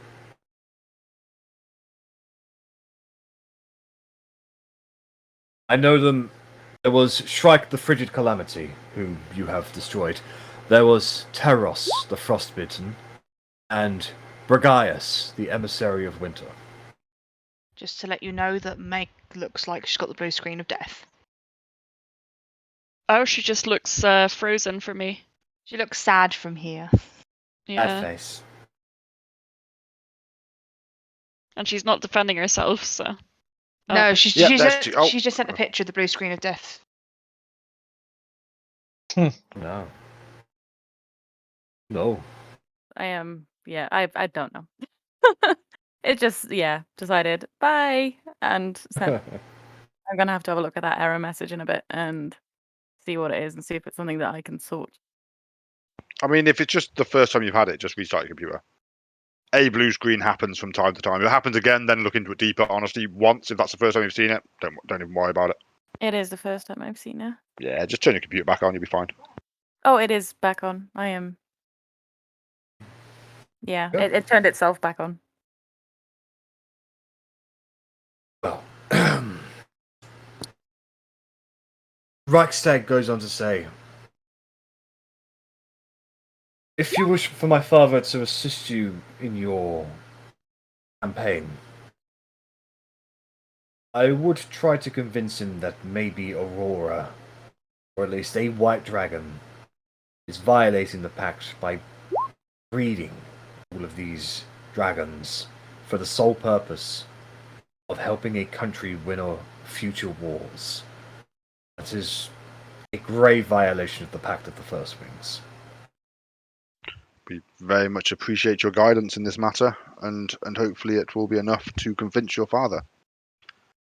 Like I said, I am but a novice in matters of the Pact. My father knows the intricacies more than anything. It is suspected, though we have no evidence, that Aurora is the cause of the great frost around the capital. Would that also be a breaking of this pact? That she has crippled an entire city, an entire country. Oh, a dragon may lair where it may. Then Very fair. the weather is naturally affected by generally how powerful a dragon is. As far as I'm aware, just because things are cold, it doesn't alter civilization.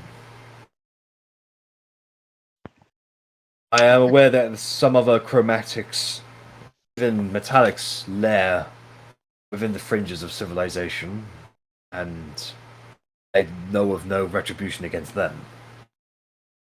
Very fair. I would not consider myself able to tell a dragon where it may or may not lair. So you Very well. speak a lot of sense. Well, with that in mind, be prepared. Come now, Bitwing. Dip. I will return when our meeting is complete. You go now. Mount Celeste. Onwards. He leads you towards a much more wider opening in the Parthedelum. And with a flash, his silvery body becomes silvery scales. His arms and legs grow out disproportionately to large, hulking manners. His wings stretch forth from his back, and his spiky, smooth head, like his spiked, smooth head, transitions into a long neck and snout. And Reichstad becomes his true dragon form once again. He lowers down his legs and then his wing. It allows you free to climb up on top of him. Thank you very much, and I hope you don't take this the wrong way, but a dragon in its true form is one of the most beautiful sights in the world. And I climb up. You're all on board. He flaps his wings and begins taking off outside of the dome. I have indeed tied us all to Reichstag as well. I just want everybody to make an initial strength check. Strength. Well, I'm good at that. To see how well you can match with the G's.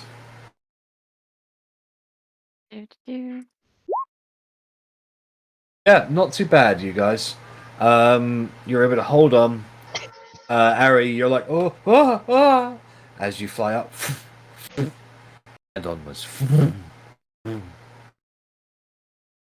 Wind blowing through your hair, clouds around you. Fucking cold up here, actually. And you can see Parthedelum become nothing more than a small little pin on the mountains. Fly onwards, and you survey the land that is windward below. Bird's eye view. Quite something to see. And within a few hours, on the horizon, you can see the glint of a sea. Wow, Somewhere this sure down needs there. walking. Somewhere down there is Oakenheath. Or where it was, at least. How does it look? You can't see. Okay. It's like somewhere. It's somewhere down there. You know the land well enough to know that Oakenheath was down there somewhere. But all the villages are tiny little black marks on the otherwise green plains and hills. On your journey over the countryside, because Reichstag is moving at a travelling speed. It's a speed that you've not experienced before. Now, you've flown with Blitwing and her children, and they are fast, but this is a whole nother level. This is dragon level. And in your journeys across the landscape, you're looking down, you can see what you measure to be the Brine Lands. It's definitely in the southern regions. You can see large columns of black smoke down there, like maybe about a dozen or so, spread out across the countryside. Noticed maybe to be the recesses of battles of some sort. Maybe a village was put to the torch, or something. There is conflict maybe that happening. Any idea of me working out which village roughly where we were flying over? There are so many that you just aren't aware of in the southern regions of the Brine Lands that they just, yeah. Okie doke. However, before too long, we're now flying over the waters of the oceans, sparkling below you. You can just about see a few ships down there in the maritime trades. You are not aware of any land that lies directly to the west of Windward. You are aware that there are other continents out there, but there's been little contact with them ages past. As you fly onwards,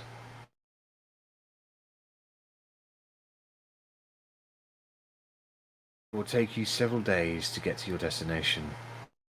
And in that time, it's going to be very difficult for you guys to actually rest peacefully and comfortably. At the speed you're going at the temperatures you're currently in, and the turbulence as well. There's something else.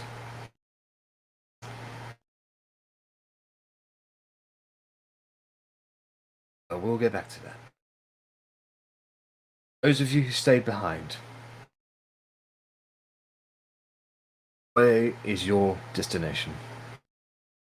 As we were waving them off, Verity stood between Russ and Otti.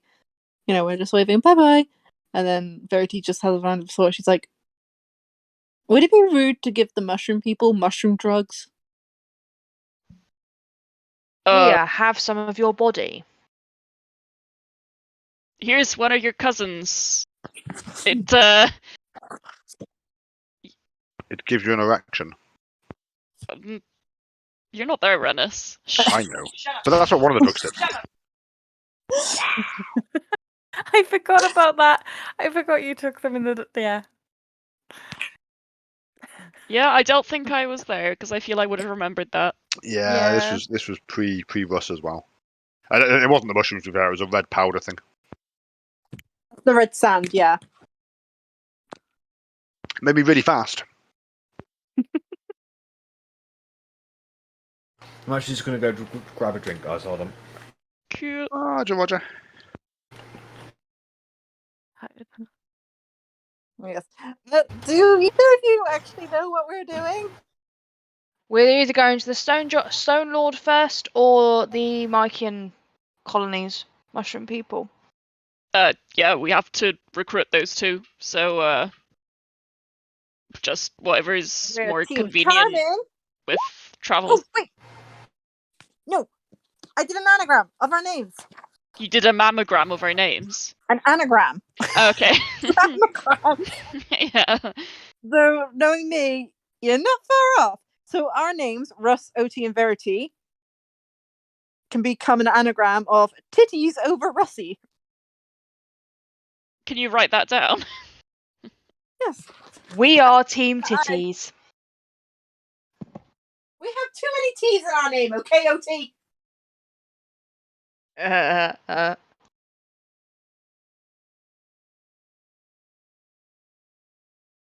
And there was an extra I, so you are now Russie. Okay. It's better than, what was it? Rustard. What was Rustard? Rubber and Rustard for remembering history. Yeah. Oh, right. Oh, I realized what that sounds like. It was meant to be custard. I'm sorry. It's fine, we're Team Titties now. Titties over Russie! Have you made a mammogram for the other team yet? Oh no, but I should. Oh, I want to try as well. I need their names. And I post it. I need to post it. Okay, what are their names? Hang on, who have we got? Rennas. Korgrin. Can I ask, What's did it? you already have this doodle drawn before you told us you were going to do Yes. it? Okay.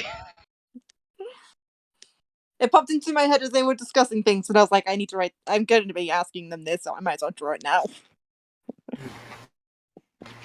Rennas. Oh my god. Okay. Right, so Team Titties. Underdog, Team Titties. What would you guys like to do? I think the Stone Lords are closer. I think if we start the Stone Lords and see if we can get them on side, and then do the. Is that the order that everyone wants to do it? Stop doing anagrams. Right. Oh then. With that, you are aware of an entrance into the Underdark because of Guam. That is Oh, yeah. relatively closer than going through Ilharavel, or in that direction, shall we say? Basically, it's your choice. You can either choose to make your way through the mountains and try to find this other entrance into the Underdark, or you can go to Ilharavel and start making your way to the underground regions. It's your choice on that regard. Okay. Weren't the Ilharavellians being currently in combat with or conflict with the Duergar? Not that. They made a report that they're aware that the Duergar are moving. I'd say we try and find this entrance that's closer. At least that way we know where this entrance is. And hopefully if the Duergar have gone past the entrance, then we can start in behind them.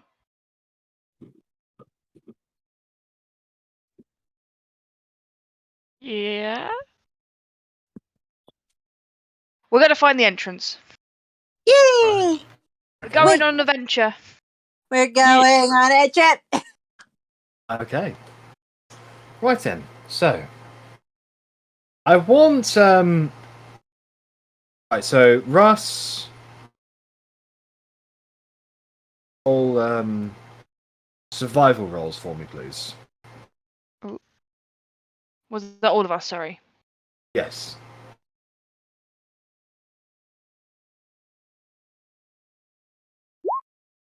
Oops. Yeah. We all die. Okay. Yeah, we did. This is what happens when you guys don't listen and I have to take control. I mean, were you expecting me to be any help in this scenario, really? It's not our fault. Oh god, we're doomed! Okay. So Otti's got like the two children you with guys her. Right. get lost for a day, making your way through the mountains. In that time, since you rolled the lowest, Verity, go ahead and roll a D100 for me. Oh, yay. She loves those. No, I want to click it. Not clicking it. I hate this guy. The 3. 3. You actually get attacked by mountain tigers in that time. Not going to be much of an issue. So we But got yeah. we got like cool new tiger pelts. If you want to, if that's what you wanted to do to them, yeah, sure. I'm not hearing any complaints. Why Okay. am No. I just imagining team titties with bum bags now? Oh my god, we're tourists! Now We you are just the need worst obnoxious. team. You just Well need then. obnoxious shades now. Well then, Russ, Otti, and Verity, you can go ahead and put tiger pelts in your inventory. Why the Alright. fuck not? Ooti. Are they pretty?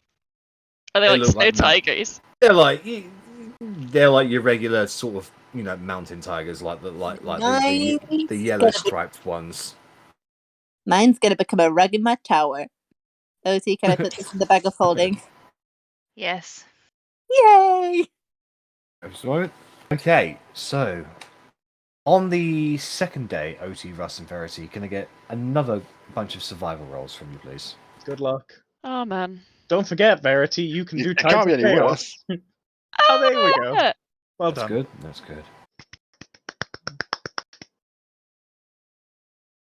Russ just fucking stumbles over it like That's- there's a We rock found here. the hole. So with your lucky tiger pelts, Verity, what the fuck? Jesus Oh my Christ, God, just the Verity, one.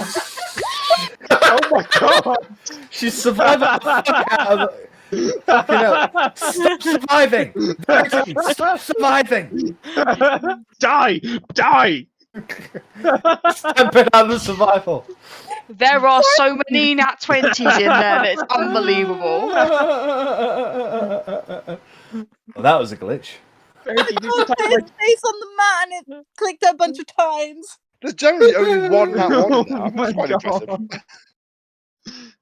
Scared, guys. Survival Verity is real. Alrighty then. Well, it There's seems so that many. seems that the Wild Terror really wanted you to survive, and Wild Magic surged the dice roller. Okay. So, on the second day, you guys are able to find your bearings. Finding your way through these mountains a little bit more, you are actually able to find a much wide open cave that leads into the Underdark. Following it down there, you have to adjust your eyesight to the ever-encroaching darkness that is it. Also in the Underdark, you're in unfamiliar territory, but you know the rough direction that you guys kind of have to travel to. I want, this time, Russ to roll a D100 for me. I would ask Verity again, but she'd probably roll 600 D100.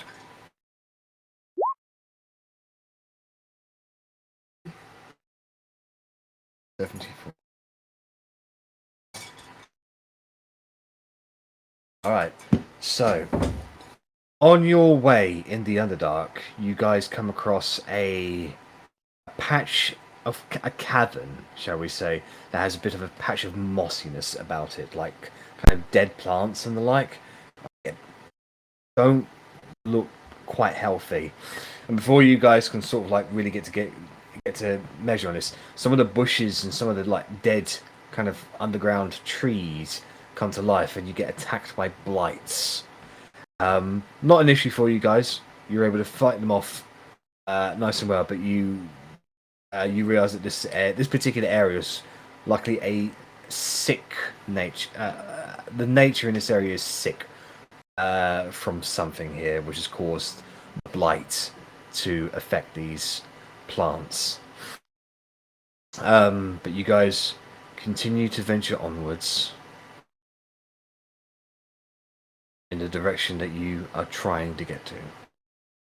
On the third day, can I get more survival rolls from you three, please? Can Verity just roll for all of us?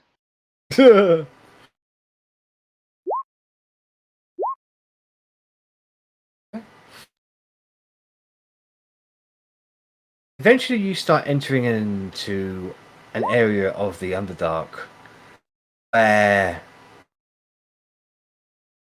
the stones look less sort of natural and more carved, articulated. Like not, it don't look normal in that sense. It's like there are some strange sculptures in some of the earth, like kind of like spiraling kind of things, but in the wall itself, like somebody tried to sculpt the wall or whatever. You can see some stalagmites are sort of like they're kind of, one is built on top of the other, and there's like a strange kind of like art design to it. It doesn't look very good at all. However, you are aware that stone giants have a very strange artistic sense of expression. Do you get the feeling you're going into the right direction? Otti, can you roll a d100 for me, please?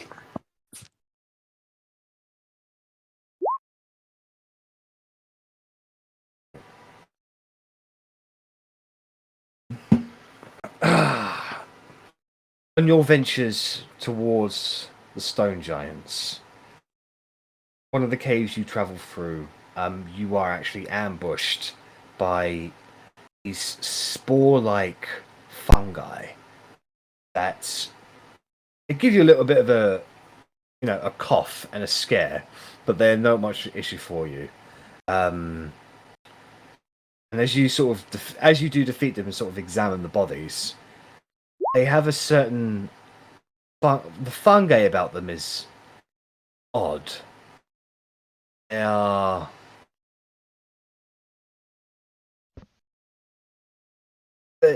how the best way to describe this is it looked like they were being controlled by some form of advanced plant spore-based life form in a telekinetic sense or a telepathic sense. It's Does something. Yeah. Does this look like something that the mushroom people can do, or is this something completely separate? It looks like something the mushroom people would be able to do, perhaps. Are you aware that they create spore zombies? This could. You get the feeling that that was a variation of them. They were just sporelings themselves. You know, you're quite far away from the Myconid colonies, so that very well could have just been a rogue faction of them. Okay. Guys, Yeah. Verity. what do we know about the Myconid colonies? That they look Yes, I'm- like mushrooms. So we're going into this literally blind, right? Yes. Preparations for the week. I believe There's the people who prepared gifts for theirs. I believe the tippers tipped some of us, including you, Verity, about their location. I don't think we know anything about their history, their motives, or what they can offer. We're just hoping at this point. It was Raya who told you of their location. The tippers offered to sell us the location of the Myconids. We'd already kind of worked it out when we were down here, and then we got it confirmed by by Raya. So Yeah, but like anything about them at all? Do we know? Like, there's some link to they go on their necromancy. Sunday evenings? Do You know have they are. eyesight? You know the druids got along with them. Okay, so they're druid friendly. Yeah. We don't have our I mean, they're druid. plant people. Are we going to be walking in to Left 4 Dead? Is it Left 4 Dead? No. Last of Us. Is it Last of Us with the fungusy looking zombies? Plants versus Zombies. Clickers is Last of Us, yes. The fungus thing that takes over people's heads and they walk around, they've got like fucking giant fungus things on their faces. They look like oyster mushrooms. Alright. Once you guys travel. So, I'm just gonna ask you guys, who would like to go first? Stone Lords or Revortidrex? Oh god. Who's closer? Oh, they got them. I'm happy to do dragon people if we're there. I was gonna say, you I guys. feel like the others, because us three could talk for days. I get the feeling when we get there, though, we're going to have points of exhaustion, so we're going to have to snooze. Maybe. Don't Guys get have worried been into able a to- I mean, great you dragon guys have been lair able to and sleeping sleep on Reichstag's bag in the 3 days that you've been travelling. This has not been very comfortable, that's all. Okay. We can sleep in shift and like kind of hold on to each other so we're Yeah. somewhat stable. Probably going to want a bath when we get there, too, because if there's been no bathroom breaks for 3 days. You can No, just piss off the side of a. No, like, he has touched down on spits of land to allow you to, like, stretch your legs and stuff like that, but only for, like, 5-10 minutes at a time. So That's fine. Like, the way you said it before, it sounded like it was a solid 3 days in the air. Like, no downtime, and I'm like... Yeah. Well, basically, he doesn't really need to rest, but Oh my God. he also appreciates the fact that you guys have natural biological needs. Pissing off the side of a dragon does sound like a major power move, though. Imagine all the bugs getting caught in Korgrin's beard. We're don't- that far up, there probably I isn't don't any think bug. bugs can survive that far up, I'll be honest. I know, but on like takeoff and I touchdown. mean, okay, sure. Counterpoint, Korgrin is We'll also groom Korgrin on the way. the coziest person on the fucking dragon right now because of his magical armor. So Yeah. I didn't take say it the was a bad beard- thing. I was just you saying you're going take to the be full of bug beard bugs. with the warmth, okay? You have a beard. I have Arri. They'd Call it almost Captain definitely be in Bugbeard. Rennas' hair as Wait, well. what does your armor do? It It's keeps just me like a- comfortable. Okay. It doesn't prevent like harsh conditions like desert and winter, but you know, when it's cold or it's warm, I'm kept at room temperature kind of thing. Yeah, so, yeah, like, Korgrin's just actually quite comfortable the entire flight. This is, like, second class. I've got my own flight snacks. You're able to shoot out, I mean, if you wanted to, especially with Arrabella, you would be able to shoot out some birds mid-flight. You know, some birds do fly up this high. And... Gutting. We're safe up here. Thunk. Okay. Fly fishing. Just a bit of rope on the end of the arrow. Get it. Yeah. Reel it back in. Screw it, pull it in. Just hold it in front of Mike's like, just breathe on that. There we go, cook bird. It doesn't have flame breath, you know that, right? Silver's Frozen white. bird. Is it frost for silvers? I think they do frost, and they also do like drug breath. Drug breath. Yeah, paralyzing breath. That's the one. He's Yeah. roofing us. They breathe on you, and you feel so good that you are paralyzed for a minute. Well, I mean, that would make this journey go a lot nicer. I have to get breathed on a lot if it only lasts a minute. Hey, a minute can be a long time to last, okay?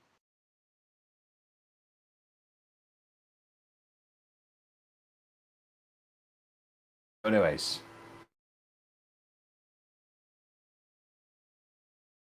Those of you who are journeying towards the Stone Lords, you soon find your destination after several days of travel.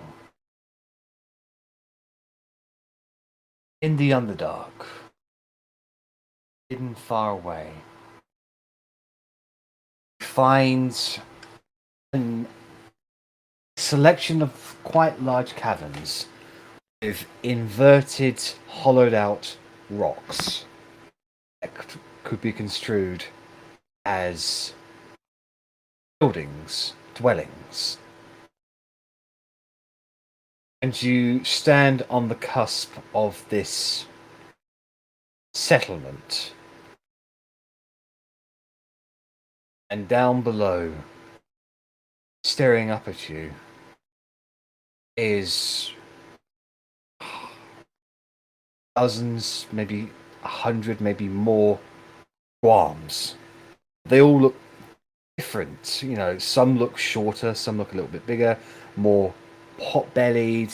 Some of them have like various shades of grey skin. All of them are bald, not a single bit of hair on any of their heads at all. They start whispering to each other in giant. Should we be bold? I speak giant. I want you to make a perception check if you can understand them then, please, Russ. Yeah. You can hear the general whisperings. It'd be like, the ones from the vision of the cave. Why have they come? Surface dwellers. Come. What is the meaning of this? How did they find us? We should send for Vlaus. Vlaus will wish to speak with them. There's a certain calmness in their voice. Like a control, even. Yeah. I'll send a message in my head to Otti and Verity, one after the other, and I'll say like, I'm picking up on bits of what they're saying. They seem calm, so let's try and keep it that way. I shall put the axe away then.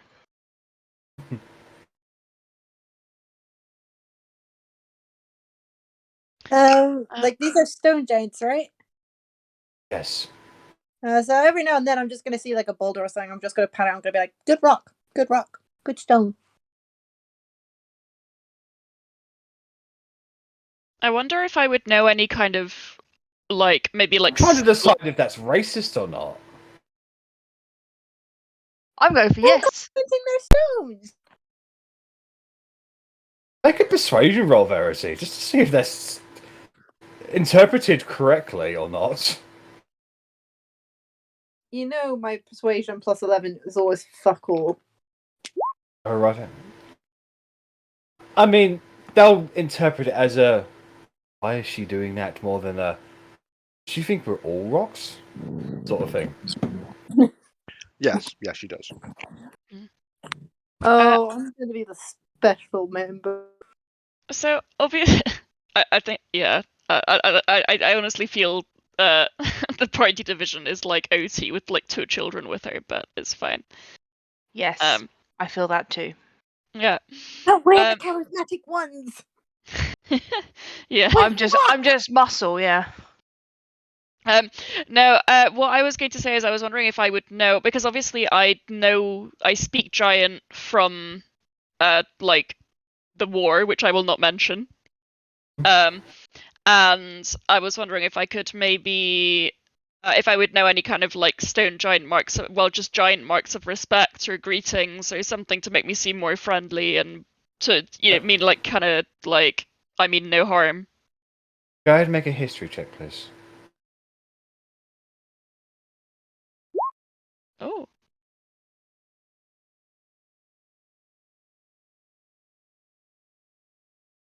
Okay. So you are aware that giants follow a hierarchy known as the ordning. You know that stone giants are above hill giants in that regard, but they are below the frost giants. Mm. You know that they have various traditions here. And it is generally highly regarded when people respect their traditions that a friendship can be made with these individuals. In terms of a specific greeting, with the stone giants, it's not more about. Okay, so with the stone giants, the less is said, the better it's received. All words have meaning, but most words have no meaning. So it's a case of the more you say with the less you say, the better you would be respected by the stone giants. Again, Otti stuck with me in Verity. So. I'd like to also add out that you two have got way better charisma than I do. So Yeah. I'm just like, okay. Yeah. This is what I'm saying. We're fucked. So I'll carry on messaging Otti and Verity in my head. I'll be like, all right. So I've not spent much time around these particular kinds of giants, but I know that it's important to respect their traditions. So please try and maybe not do anything that seems weird to them. I don't know, like calling them rubble, maybe. He says whilst Verity is mid-petting a rock. They also prefer using fewer words, so maybe short sentences, delete some grammar, think carefully before you speak, that kind of thing. What is grammar? Who knows? Something I heard of. I think you mean what grammar? I was about to say, Otti, you mean what grammar? What grammar? Me no.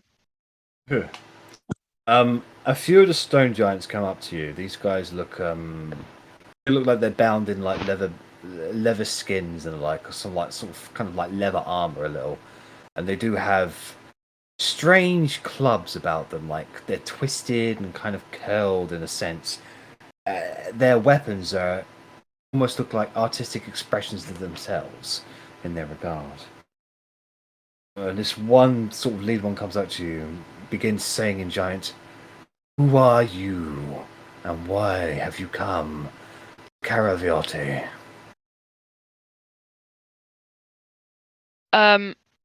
I'll look at the other two and I'll say in giant,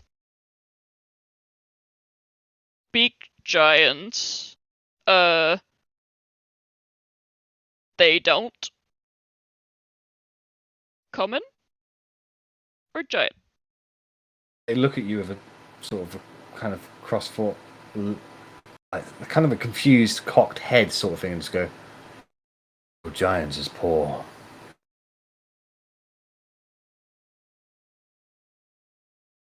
Answer question, please. Third language.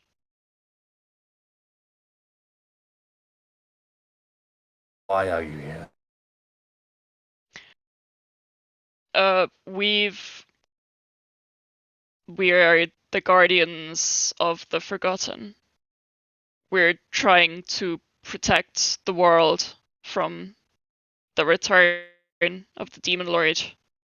We are looking to find good forces in this kingdom who are willing to side with us. There is no kingdom down here. There is only our souls and our bearings. Are they speaking in giant right now? Yes, they are, yes. Okay then. Mommy, Otti, hold me. And there is no demon lord down here, unless you bring it with you. I'm afraid if he rises, any barriers between worlds, between the Underdark and the above world will be destroyed. Speak with Laos on such matters. He is the Stone Lord. He will know. Could you lead us? Indeed. You will converse in your common tongue. Much appreciated. And these giants begin leading you through their settlement. And you honestly feel like rats in a maze. There are so many turns and twists in the rocks here. It's impossible to sort of know the way, but for some reason they do. Like, it's not a... Them, it's not a maze. To them, it's a strange expression of art. But eventually, you guys are led to a wide open cave where a natural sort of gleaming light shines into it. A bit of sunlight creeping through the surface. And it illuminates two things. One of them is a stone giant, but this individual, he's got moss growing over his shoulders and his face. He has blue gems embedded in his face, his nose, and his head. And his head is actually kind of sculpted to be sort of like almost like a spade, if anything. One of his eyes is whitened out. The other eye is brown and piercing. And his diamond earrings on both ears. And he is currently caressing a statue that's even bigger than he is, and he is a huge creature. This statue is of a woman sitting down, bare-breasted. She has a hood sort of held up, and she's somewhat slightly posed a bit. And Otti and Verity, you instantly recognize the facial features of this woman. You recognize her from artwork previously seen in Jarastrukai, in your ancestors' homes. This is a sculpture of Ballad.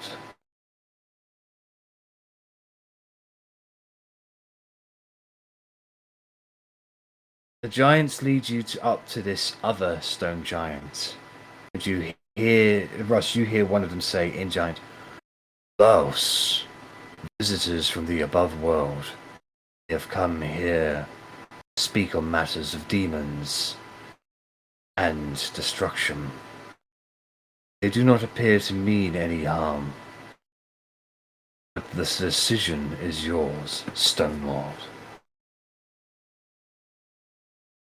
Miss Rouse stands up, turns to see you all.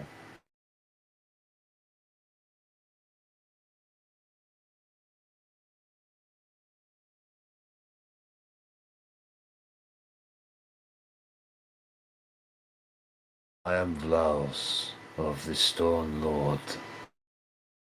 You are.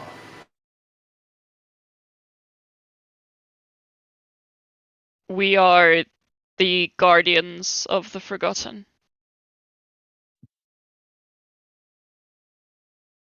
And hopefully soon friends.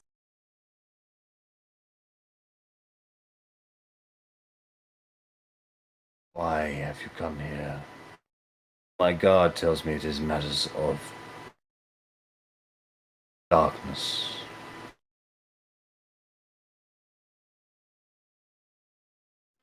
We're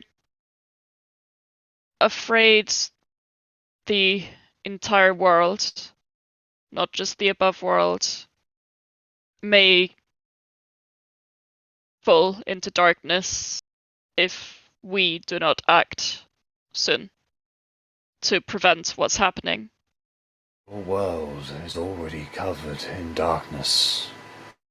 There is no beauty in the above world. Only loss. Is he speaking in common? Yeah. Yes. Okay. Can I point to the statue of Ballad? Yeah. I'm just going to point to her and be like, her enemy is coming back. We want to stop him. We Goes need up to your the help. statue. She was the greatest of us.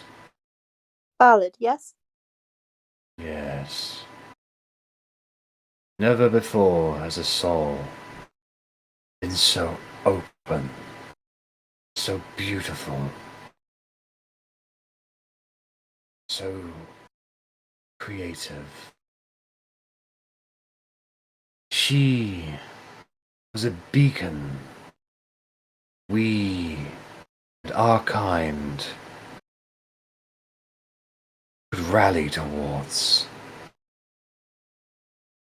But then Ross? your people killed her. There is no beauty, that art that remains in your world.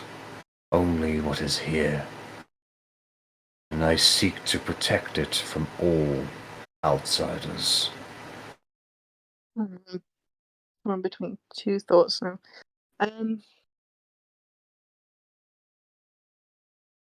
Because Ballad was Bella's, That's right, yes. her grandmother, right? That's right, yeah.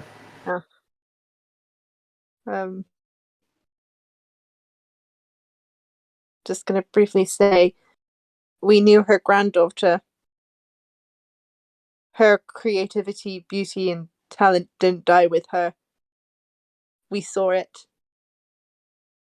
And it lives on in other people, ones who didn't want the end of them.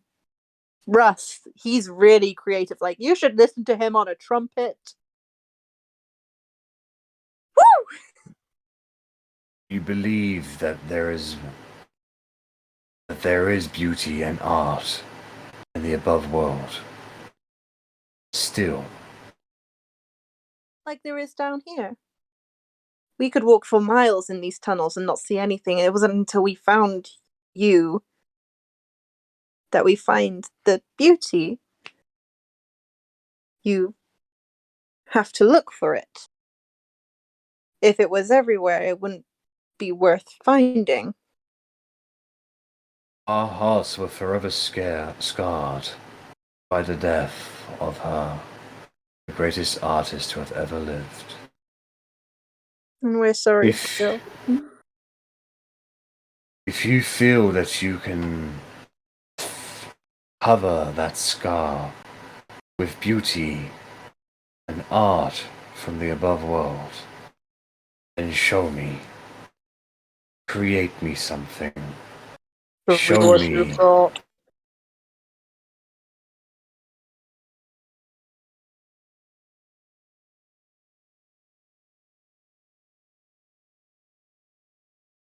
Mm, 1 second. what I'm considering doing is I'm trying to think of one of the really pretty backgrounds we had when we went into a kind of different realm. So I'm trying to think of when we were in the vision made by Ashoshka, and then I'm also thinking of the thing with the wild terror. Maybe the wild terror is more kind of Earth-like with like stars and stuff. But I'd like to make a kind of minor illusion image of that, and make everything really kind of, like sparkle and glint, but in a subtle way, not in a glittering Your explosion kind of way. art is wrong. It is fleeting and instant. Art is forever and constant. 1 second. Turn to Otti and Russ. Group huddle. Okay. So, I'm thinking, Russ, do you know any good Stone Giant songs about not necessarily covering scars, but like the beauty of battle and healing? No, but I could make Or one up. like, was Ballad a giant, or what race was she? As far as you're aware, she was human. Or But yeah, Bella so was an exceptionally large human. damn.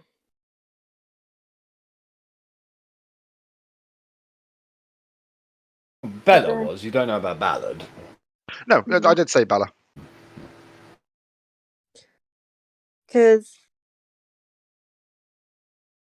What about Melody? We'd have seen Melody in the village.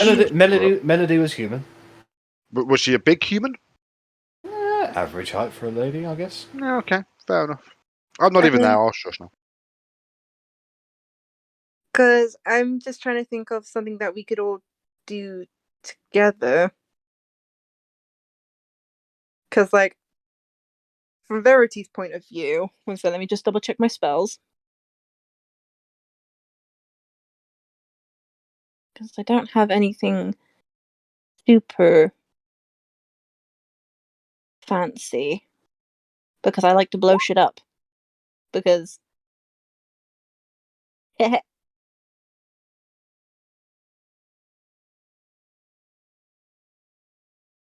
Floating disc. Yeah. So, like, the visual I want to create is kind of like the scar opening across the chest of the statue, but then it looking like crystals and light beaming from it. Like, showing, like, the beauty from the wounds that can happen. And, like, having Russ accompanying with a song, and then for OT to talk about Bella. Because she honestly knew her best. And, OT's charm is in her honesty. I'll remember that line for next time I get in trouble. So wait, how would you do the visual? Well, I'm thinking of, like, starting off as, like, a humble minor illusion. But then to create kind of, like, the distortion of light and stuff in it, like doing a chain lighting, just not chaining it to giants. Just, like, having lightning creating a light show coming from it. Okay. If there's anything you think that could make it look pretty, by all means. Well, I know I still have fairy fire, which could be good. Doesn't have to be a light show. He's Yeah. asking basically for you to create him something that proves that there is still beauty in the above world. If you wanted to take several hours to construct something, or rehearse something, or whatever, Yeah, that might be better than just winging it. they're very patient lots. Yeah.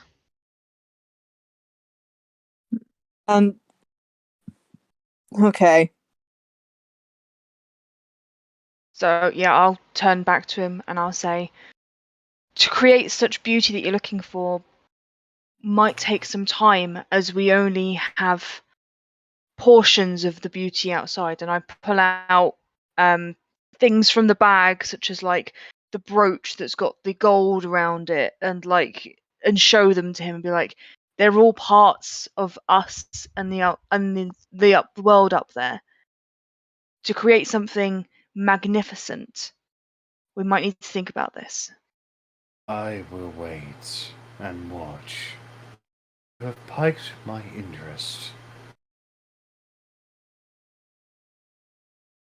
Would you like something to read while you wait? I can read you. And I'll give him A Hero Rises. And I say, He this looks is at him like it. he actually kind of like just holds it with like his thumb and his finger.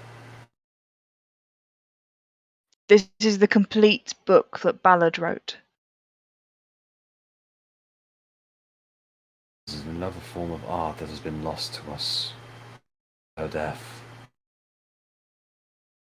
It just reminds me of the pain. We're not going to have to reenact it, are we? We are not reenacting that book in particular.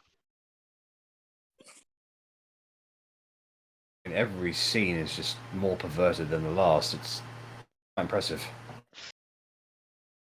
Gonna have to say it would have to be an Otti Russ production. Verity will be stagehand. So I'd say, may we put the book with Ballard? It is hers, or it is yours to do with as you see fit. How tall are her legs? So if you walk up to the statue, the Yeah. top of your head will come to effectively the middle of her shin. I'll hold it, take it back, and hold it, and we're going to put it on her lap, and then be like, "Oh, I can't reach." And be like, "I don't want to put it on the floor. Could you put it on her lap?" And ask nicely. You see his hands twist, and kind of a spiral or a spire of earth sort of jettisons out slowly from the ground, takes the book from your hand and slowly raises it up and plops it onto her lap. Oh, are there crystals in this cave, kind of similar to the blue gems he has on his face? Yeah, a few of them actually. Are more raw, however. Those ones are much more. The ones embedded into him are very refined. I'm just thinking, they're not inlaid in anything that looks like it's art itself. I want you to make an intelligence check. No, I'm still stupid.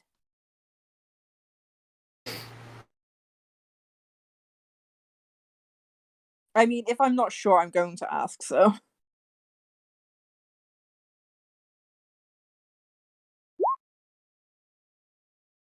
You get, from what you're understanding of the Stone Giants, as you've met them so far, a mere who you are as a person, a non-Stone Giant, couldn't possibly comprehend or even conceive their levels of what they consider to be art. So you understand enough to know that it's pretty much almost impossible for you to determine if something is part of an art piece or if it's just a natural part of the cave. Difference is it's just something you are unable to tell. Okay. Then I'm just going to ask, just going to point to some of the blue crystal. I'm going to be like, do you have any of these not being used around that you can bring to me, please? He reaches up to one of the crystals in his neck and plucks out. Yeah. Passes it to you. I need quite a few. As I imagine it's almost the same size as me. I'm like, Need more? you want something beautiful? Yes. He gestures his hands, and part of the cavern sort of rumbles a little bit, and you can see a couple of stone giants sort of rush over to that area. They bury their hands deep inside the earth, almost as if they're melding through the stone, and they pull out several large chunks of this blue crystal. They bring it over to you, and you effectively get 2 boulder size worth of it. So I'm thinking with these, if we can kind of like shatter them, make essentially like a disco ball with it, and then I'm gonna put my orb of oop inside of it, so it creates like blue spectres all around the cave for them. Mm-hmm.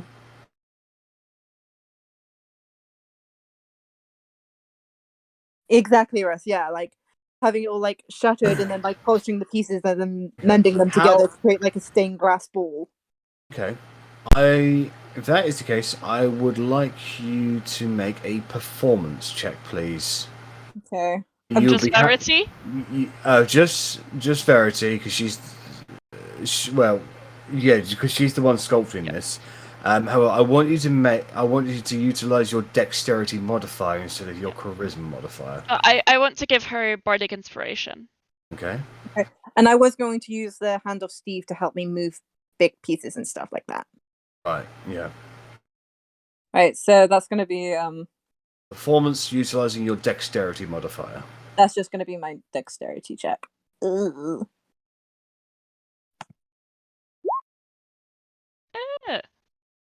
Alrighty then. Damn. So it takes you the better part of like 3 hours, and Otti, you are very patient in this time, as you basically watch Verity smash off a bit of this rock or crystal, and Russ mend it over and over again.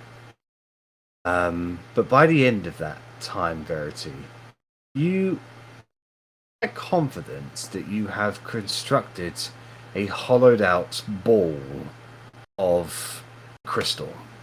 Yeah. Like I want it to have kind of like that stained glass effect so you can still see the veins running through it. Yeah. And like before I put the last piece in, I'm going to take my orb of oop and I'm going to just say oop as I pop it in and we seal the last K. And hopefully it should be like a wonderful spectral of like blue lights and yeah, it does. It's kind of like they seem almost to be a neon. over hurt and darkness, so it's like light, beauty. Hopefully it dances lovely on the statue and stuff.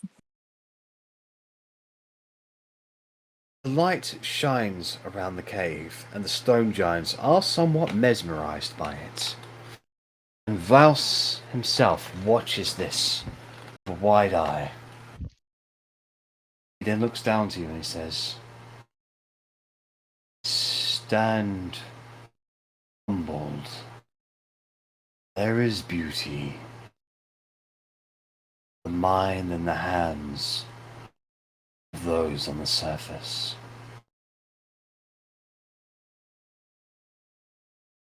Thought we could only see it with Ballad. It is nice to know there are others up there who create as she did."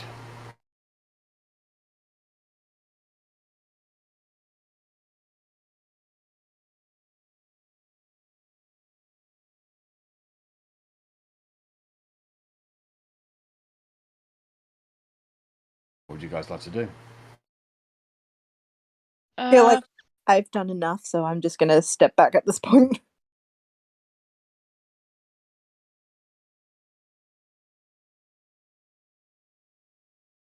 Otti, Russ? Yeah, I'd just try and emphasize that what he just saw from Verity is just a small part of the whole, and that in actual fact there are different creators of every kind everywhere using, like a wide spectrum of different ideas and mediums and everything, and there is a lot of beauty that deserves to be protected. If there are anything like what you have created for me today, then you are right. It must be protected. Ballad's legacy must live on. You say that there are those that threaten this beauty.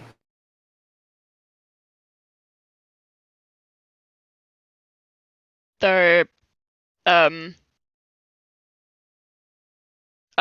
the moment the kingdom of Windward is working towards summoning a being so evil it could destroy everything that is known. What of the art and the beauty? What would happen to that?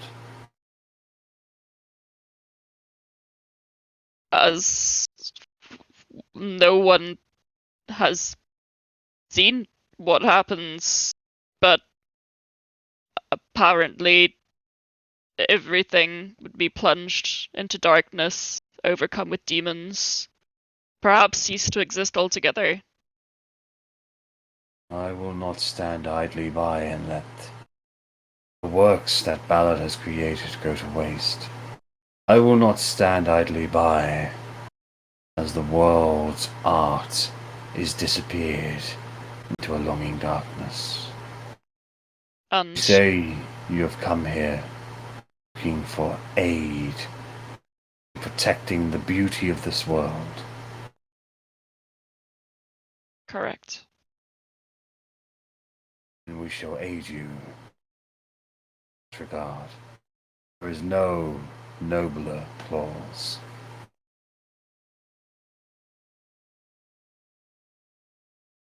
The community of Otti stand with you to protect the beauty of this world. Thank you.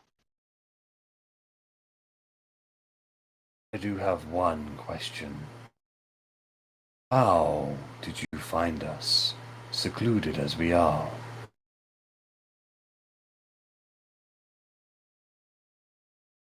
It was through Rhea, right? No, not the Stone Lord. Oh, how did we know about the Stone Lord? Well, this is where I put my foot in it, and everything goes tits up. We were. We found. Huh?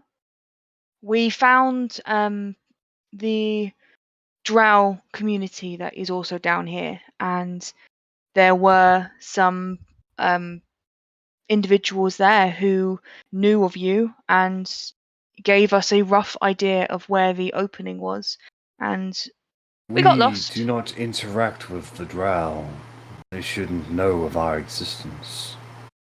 How did you know people there that knew of us? There were involuntary interactions between them. What do you mean?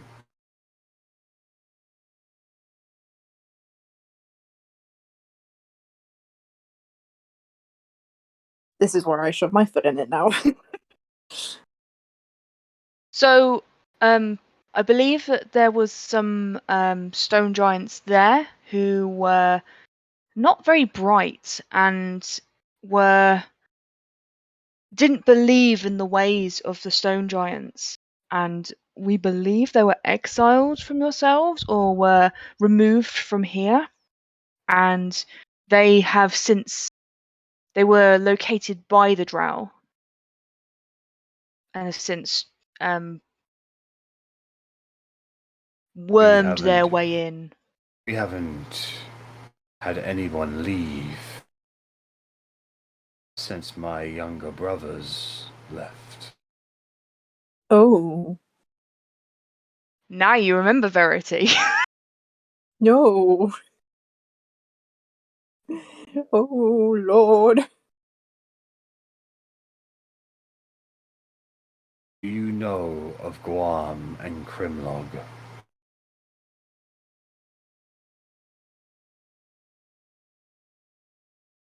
Yes. Yes.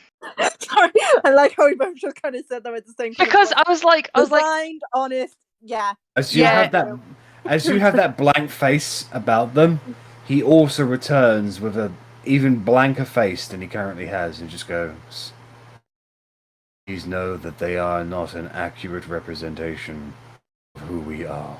We can see that. Don't worry. Like the beauty Yes. displayed in here. They did not fall within the ordning. And I'm sure they will find their They- own beauty somewhere else. They decided to go their own path.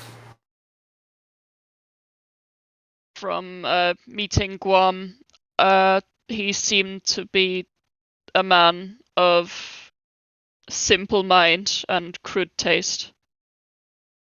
I would have associated that with Crimlog. Yeah, I think Crimlog kind of influenced Guam. I didn't meet him though. I I think. just elbow Russ.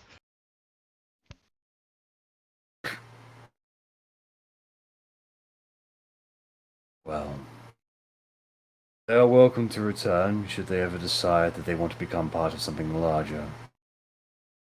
But that is enough family issues for now. I feel you, bro. We've all got them. Speak I for will yourself. take what stone giants I can, and we will begin making our way towards the surface.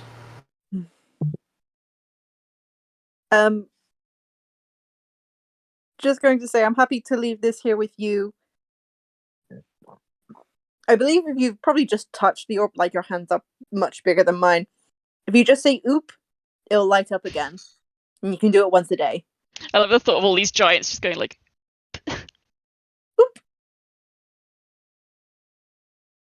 I will let people know. Thank you. Let it shine in here with Ballad. She deserves it. She shines her own natural radiance. Oh. She carried the spirit of a Fey Queen within her.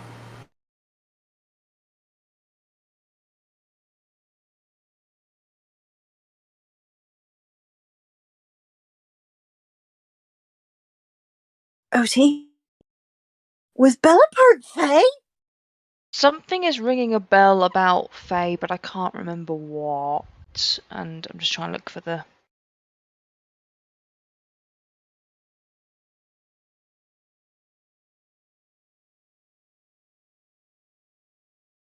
I believe that Ballad's daughter went to the Fae realm at some point. Good. Awesome.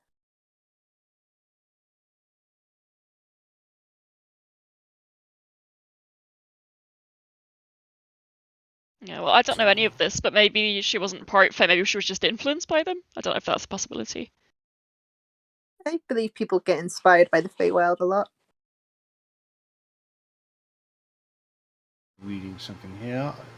Yeah, it's in Melody's Journal edition 8th, the 8th edition. That's got the Fae stuff, Feywild stuff in it.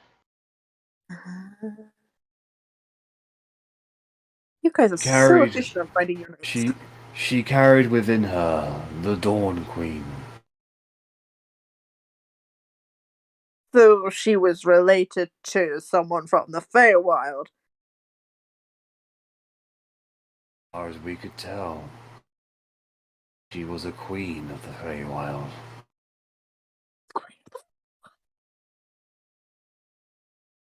Or is this something we already knew and I'm stupid? And as No, I feel like this is new information.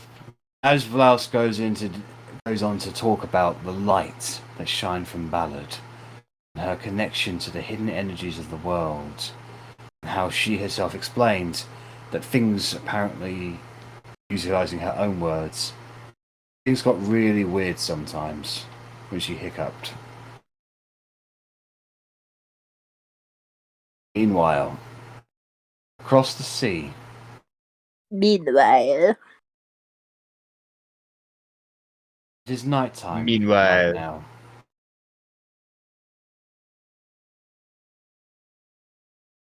Stars are abound.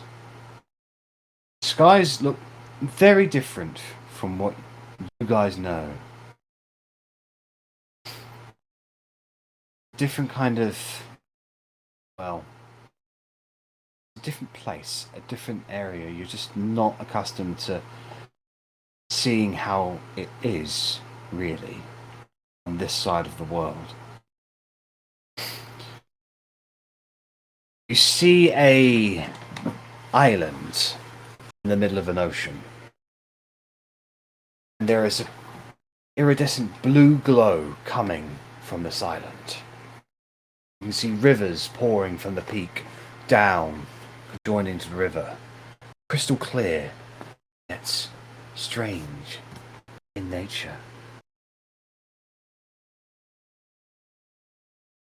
As you get closer and closer, kind of highlights or accentuates the features on this mountain.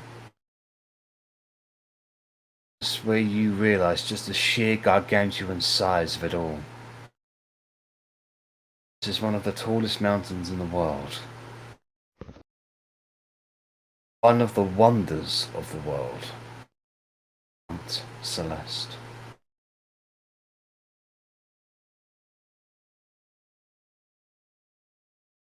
Your hair continuing to rippling through.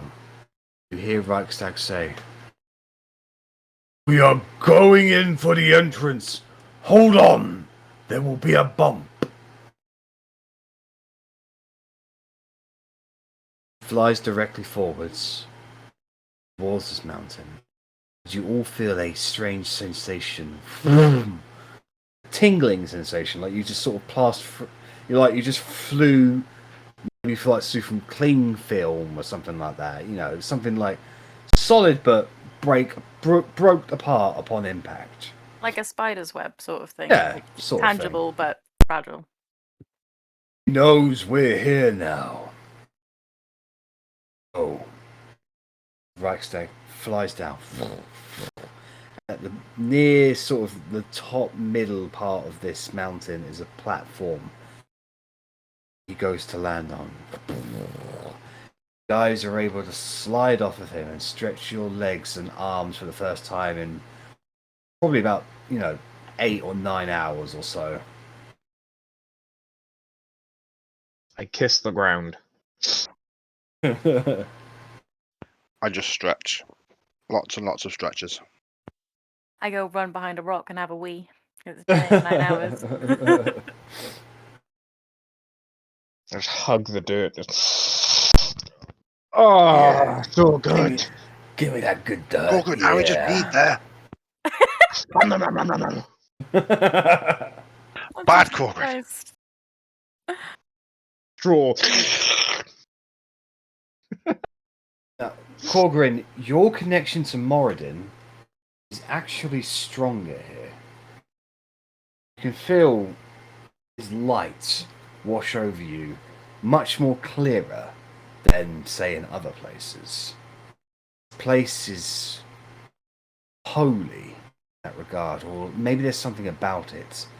You just feel that stronger connection with him. Rennas feels very uncomfortable. I mean, I don't really know what to do with that, but if I just feel closer, I feel a better connection. Yeah, pretty much, yeah. Following Reichstag inside, you are met with rows after rows of bookshelves filled with scrolls, handwritten notes and books. You can tell immediately that it is categorized in not only chronological but alphabetical order. The amount of words and bits that you can read here honestly takes centuries to go through. It stretches out into quite possibly the hundreds of thousands of tomes here. And it's at this point that you realize that you are in fact gazing upon the Peace Scriber's hoard. The hoard of an ancient silver dragon. It wouldn't be so far as to assume that this is a vast collection of every historical tome since maybe the First Wings. A complete telling of history. Reichstag continues to lead you through, and you venture onwards for about 10 minutes or so until eventually you come to a much more wider open place. You can see radiant glows in the veins of the rocks emanating in this chamber. Atop a large platform, an altar of some kind, you see something very big. It makes Reichstag look like a child in comparison. You see large silver scales, whereas in the neck and the belly area, the silver is glistened into a kind of a golden light. Wings so large that they can furl around an entire ship. A tail so long that it could cover the entire size of maybe the stretch of Oakenheath itself. Its head is flat where the skull is, but with a dorsal thing that shoots up in spinewards, goes down its neck, down the spine, into its back. And you can almost assume it has a beard, but it is made of scale and thin, anything. Its face is wizened, old. Reichstag bows before this dragon. Do the same. I think Rennas drops to a knee. He's quite in awe and shock. Dragons are pretty cool, but this one's fucking amazing. Father, I have come to see you, and I bring friends. Everyone, this is the ancient silver dragon, Vortidrex, the Peace Scriber. It is an honor to meet you, Scriber. And I'll say the same thing, probably at the same time, but in Draconic. Always gotta show me Vortidrex raises his head and lifts his long neck downwards. And just that sheer movement, he covers probably a distance of about 20 feet or so. He gets his head closer to your guys, so he's about 25 feet away from you, but he's on par with you.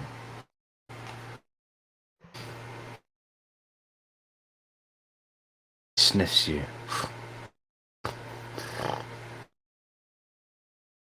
You know the scene in Jurassic Park where the dinosaur sniffs and kind of all the hair just goes forward?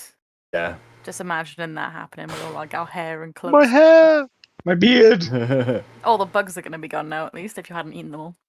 There's some I missed. Does speak in Draconic. Strangers of a strange land in strange times. My son brings you before me. What do you present?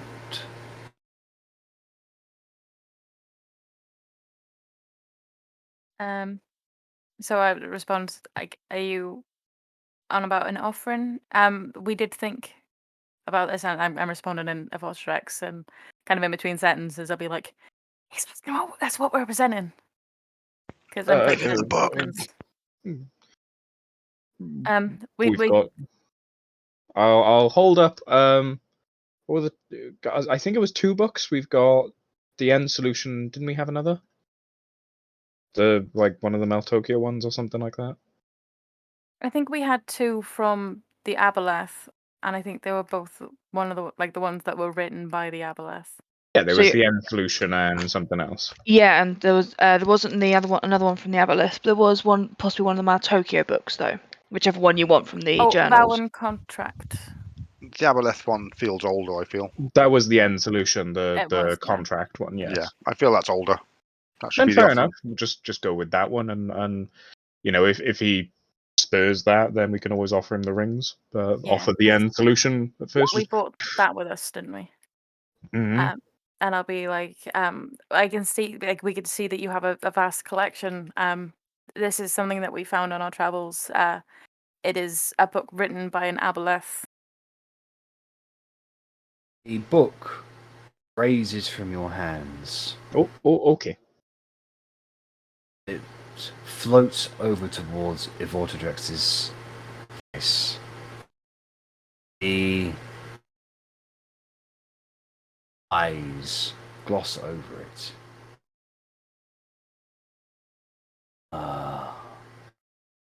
Contract of the Aboleths will make a fine addition to my collection. I have General four. Kenobi. I have 4 of these now. Thank you. I'll be like, he has 4 of them. That's impressive. I don't know if you collect jewelry as well. And I'll kind of get a handful of lockets from Korgrin. Dweger. Try the crown first. Oh, okay, I'll just kind of take what's handed to me. Take the crown, take the jewels. Yeah. The rings, sorry.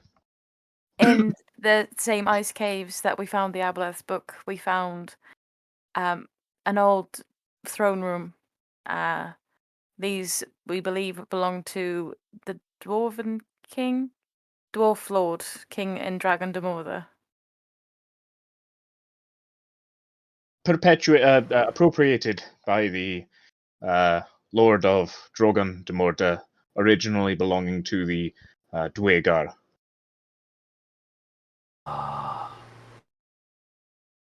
Royal jewels. Crown rises from your hands. It sifts towards Ivortodrex.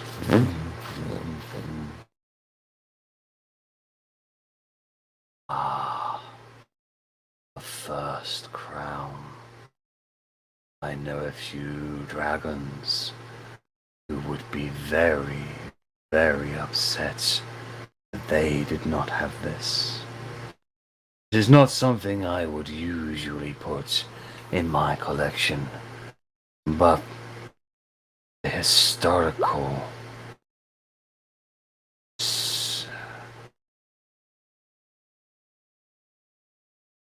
path that this crown has travelled along. It indeed was the first. Laid upon the head of the King of Magic.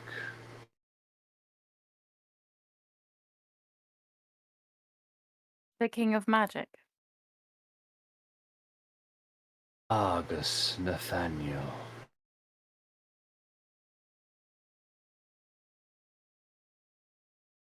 Every head, so the legend goes, this crown has been upon, has imbued the rightful ruler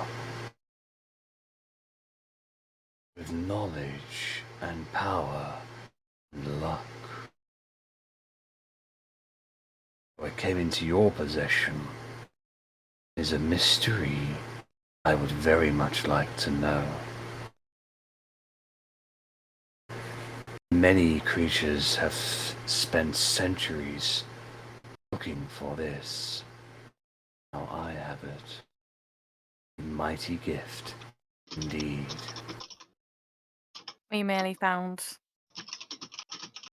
the greed of the dead, I guess, is how it came into our hands. Rather than let another have it. The person who did have it before we took it died with it. You have presented fine additions for my collection. Reichstag, you have brought worthy friends. Why have you come to see me? We have come to report a potential breach in the First Wing Pact. What do you know of this pact? Mortals, lessers should not know of it. We've just daubed fucking Reichstag right in it. Yeah, like you can see Reichstag's face just like, You could I even am a feel Otti studier. face palming. Mm-hmm. I am a studier of dragons. I have been for a long, long time. and you would know the history that we have bequeathed to your races. The first pact is a sacred, holy vow And I among come to all you dragons. to advise that I believe a white dragon is breaking this pact and aiding humans to change the progress of civilization. Impossible. No dragon would dare break the pact. Feel A free to come to dragon. Windwood. You'll see the many, many white spawn that have come from this dragon. This dragon is breeding far quicker than any dragon I have ever known of or read of in history, and they are all siding with the dragon, with the king, to bring death and destruction to any who oppose him. Reports say Name the that dragon. reports say that her fledglings' wings blot out the sky as they pass, and they've been dubbed the White Horde, the offspring of Aurora, the freezing embrace. His head rises up, and you can see his eyes glow a perpetual state of silver. Reichstag sort of watches a little bit. Says, "Mother, you mean not to?" Rex closes his eyes and shakes his head and opens them again. Let me hear it for myself. There is a spark of light over to the side of this cavern. And something massive appears out of the circle.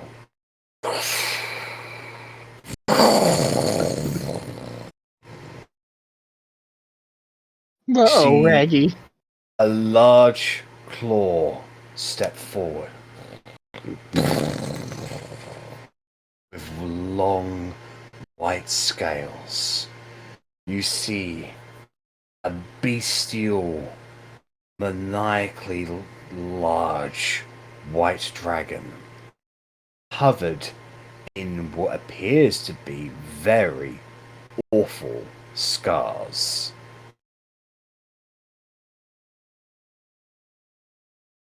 This white dragon looks up and down the area, and then catches eyes with Vortidrax. Aurora, you stand accused of breaking the first pact by these mortals. This white dragon cocks its head, and she is roughly the same size as a Vortidrax. And this head, in a wide sweep motion, turns down towards you three. And she sniffs you.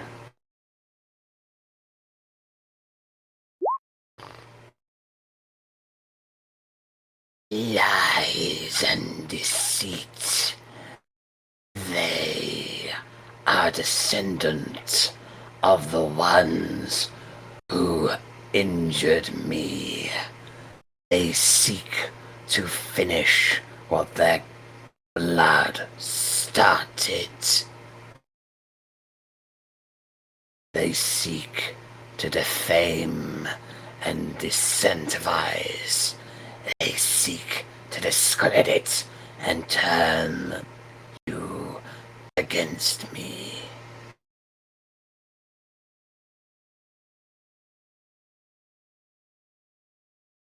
If I may intervene. For the heads towards you. If you wish the truth, today I have prepared a spell that will allow just that to be spoken. If all consent, I then will only not truth. consent to the words of a small, insignificant gnat like you. Vortidrex, if there is no real accusation, I will leave. Vortidrex just goes, if you have violated the pact, you have started something that cannot be undone. And what do you know of it? You stand here watching the annals of time. You know nothing of what happens beyond this mountain. It's like she kind of like snaps and her tongue lashes out. Vortidrex goes, you're all bound by the pact.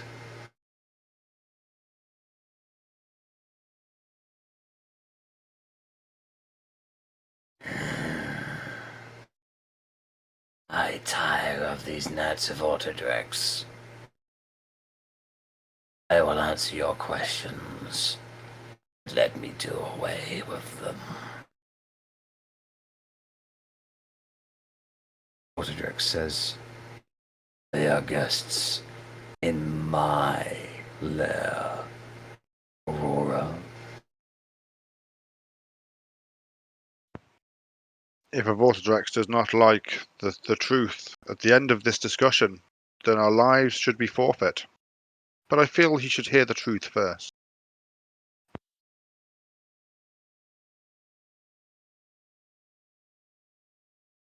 I think you offer no truth.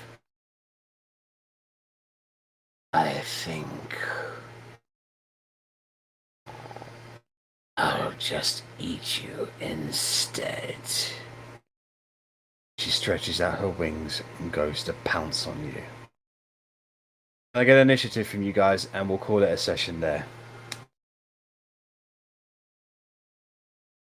Are you joking? I picked the wrong bloody party to go with. I apparently did not. Let's We click leave on you guys me. alone for a few days, and you get into a fight with Aurora, the freezing embrace. But if we win, the While capital gets a lot hide in warmer. arts and crafts. Well, what a waste of a fucking nat 20. I know, right? Both of us. Undoubtedly, that'll be the only one. Yeah. So can 3 people actually fight an ancient white dragon? I guess I'm we pretty have sure like 3 Vortidrex people and an ancient silver dragon and a old Adult. silver dragon, adult silver dragon, probably can, yes. That's if he helps you. I'm hoping he might not help us, but he also presumably won't let her kill us in his presence just for telling him the truth. Reichstag is also there as well, and I think Reichstag will help us, and hopefully Yeah. Vortidrex Well, will help he would Reichstag. help us unless Daddy told him not to, and then he'd probably stop. I because- mean, to be fair, he literally just said, you won't harm them in my lair. They are my guests. And now she's going, fuck that noise. And she's trying to kill us. So I feel like there are, like, unwritten dragon rules that are currently being broken. Yeah, Ari's telling him all about that we know all about. Yeah. Unwritten dragon rules that we learned. So many hours ago. 75 to be White precise. dragons aren't particularly known for their cunning. They are reactionary. Rennas are. They are reactionary predators at best.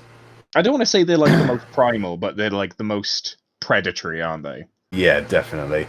And she's seeing a threat, and she's responding in the best way she can see how. Not really comprehending the fact that there are two other dragons here as well. If I make the small one stop speaking, I'm no longer in danger. So about that.